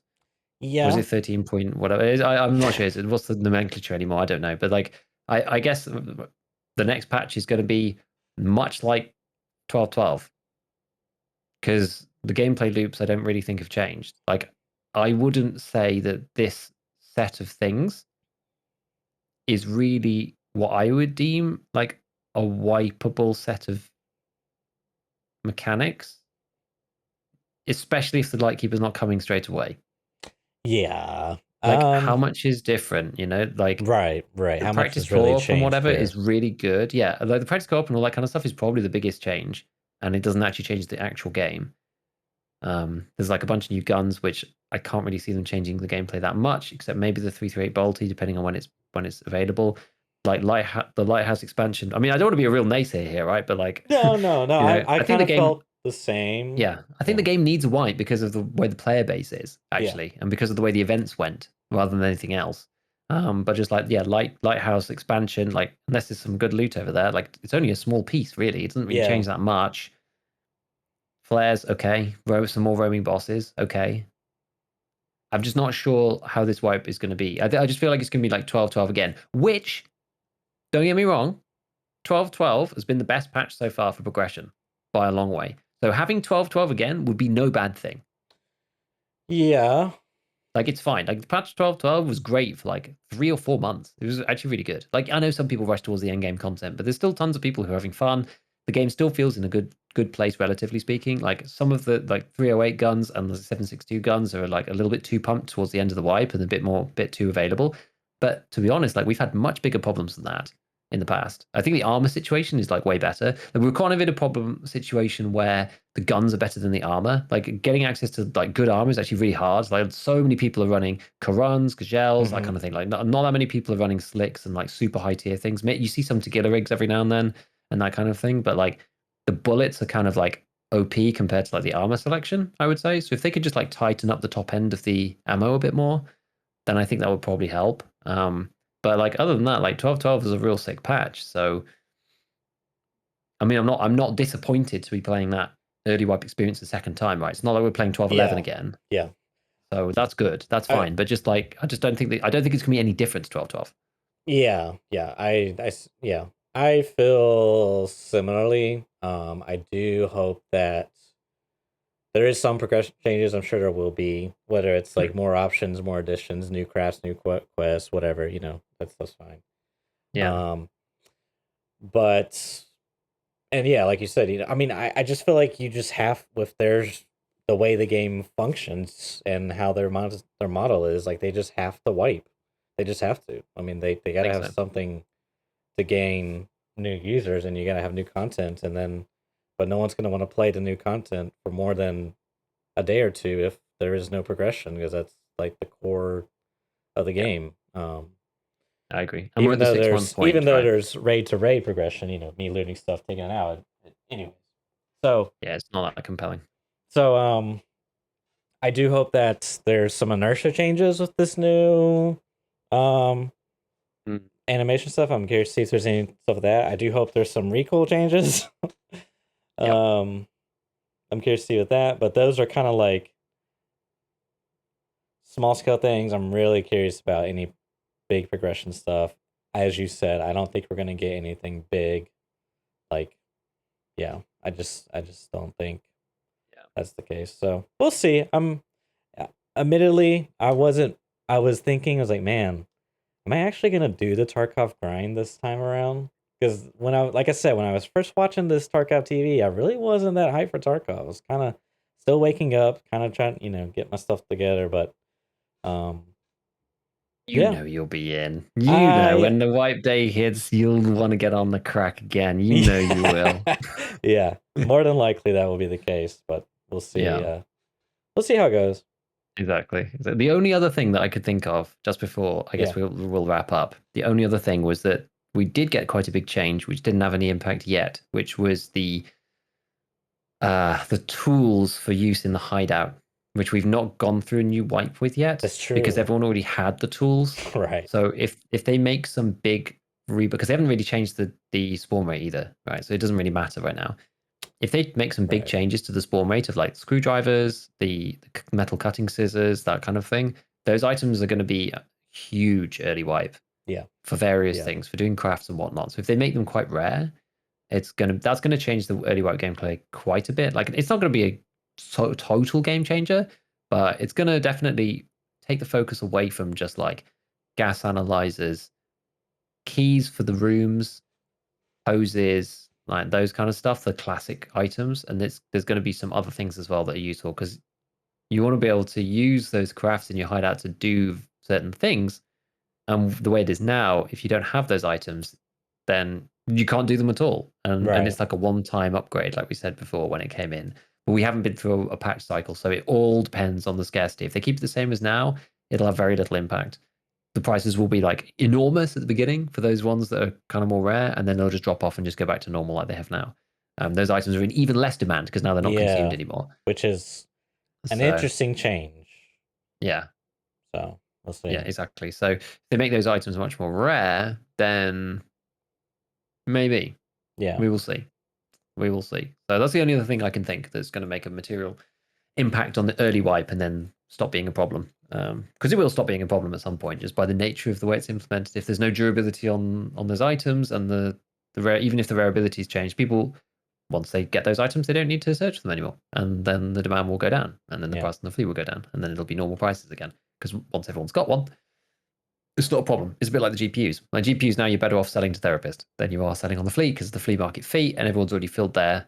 Everyone who was going to fill the Bitcoin farms has already done so. So now no one needs to buy them. So the demand's gone down. So the supply has stayed the same because people are still looting. Or well, the demand has gone down relative to the supply, I should say. And so now you may as well sell them to therapists most of the time. It depends actually, but yeah, we'll see. But yeah, if it's 12.12 again, it's no big deal, really. Despite my reservations about changes to the gameplay loop. Yeah, I mean, I like it. I'll definitely check it out for sure. I don't know how invested I'll be. We'll see. It's all too easy to get sucked in, dude. All too easy. It is, for sure. All right, guys. Cool. Yeah. Any closing thoughts, Giga? When wipe? Thursday. Good to know. That's it. That's all I have. All right. Wrap it up there. Soon. Yeah, we'll see. See you guys on Thursday for the wife confirmed. Catch you later. Bye.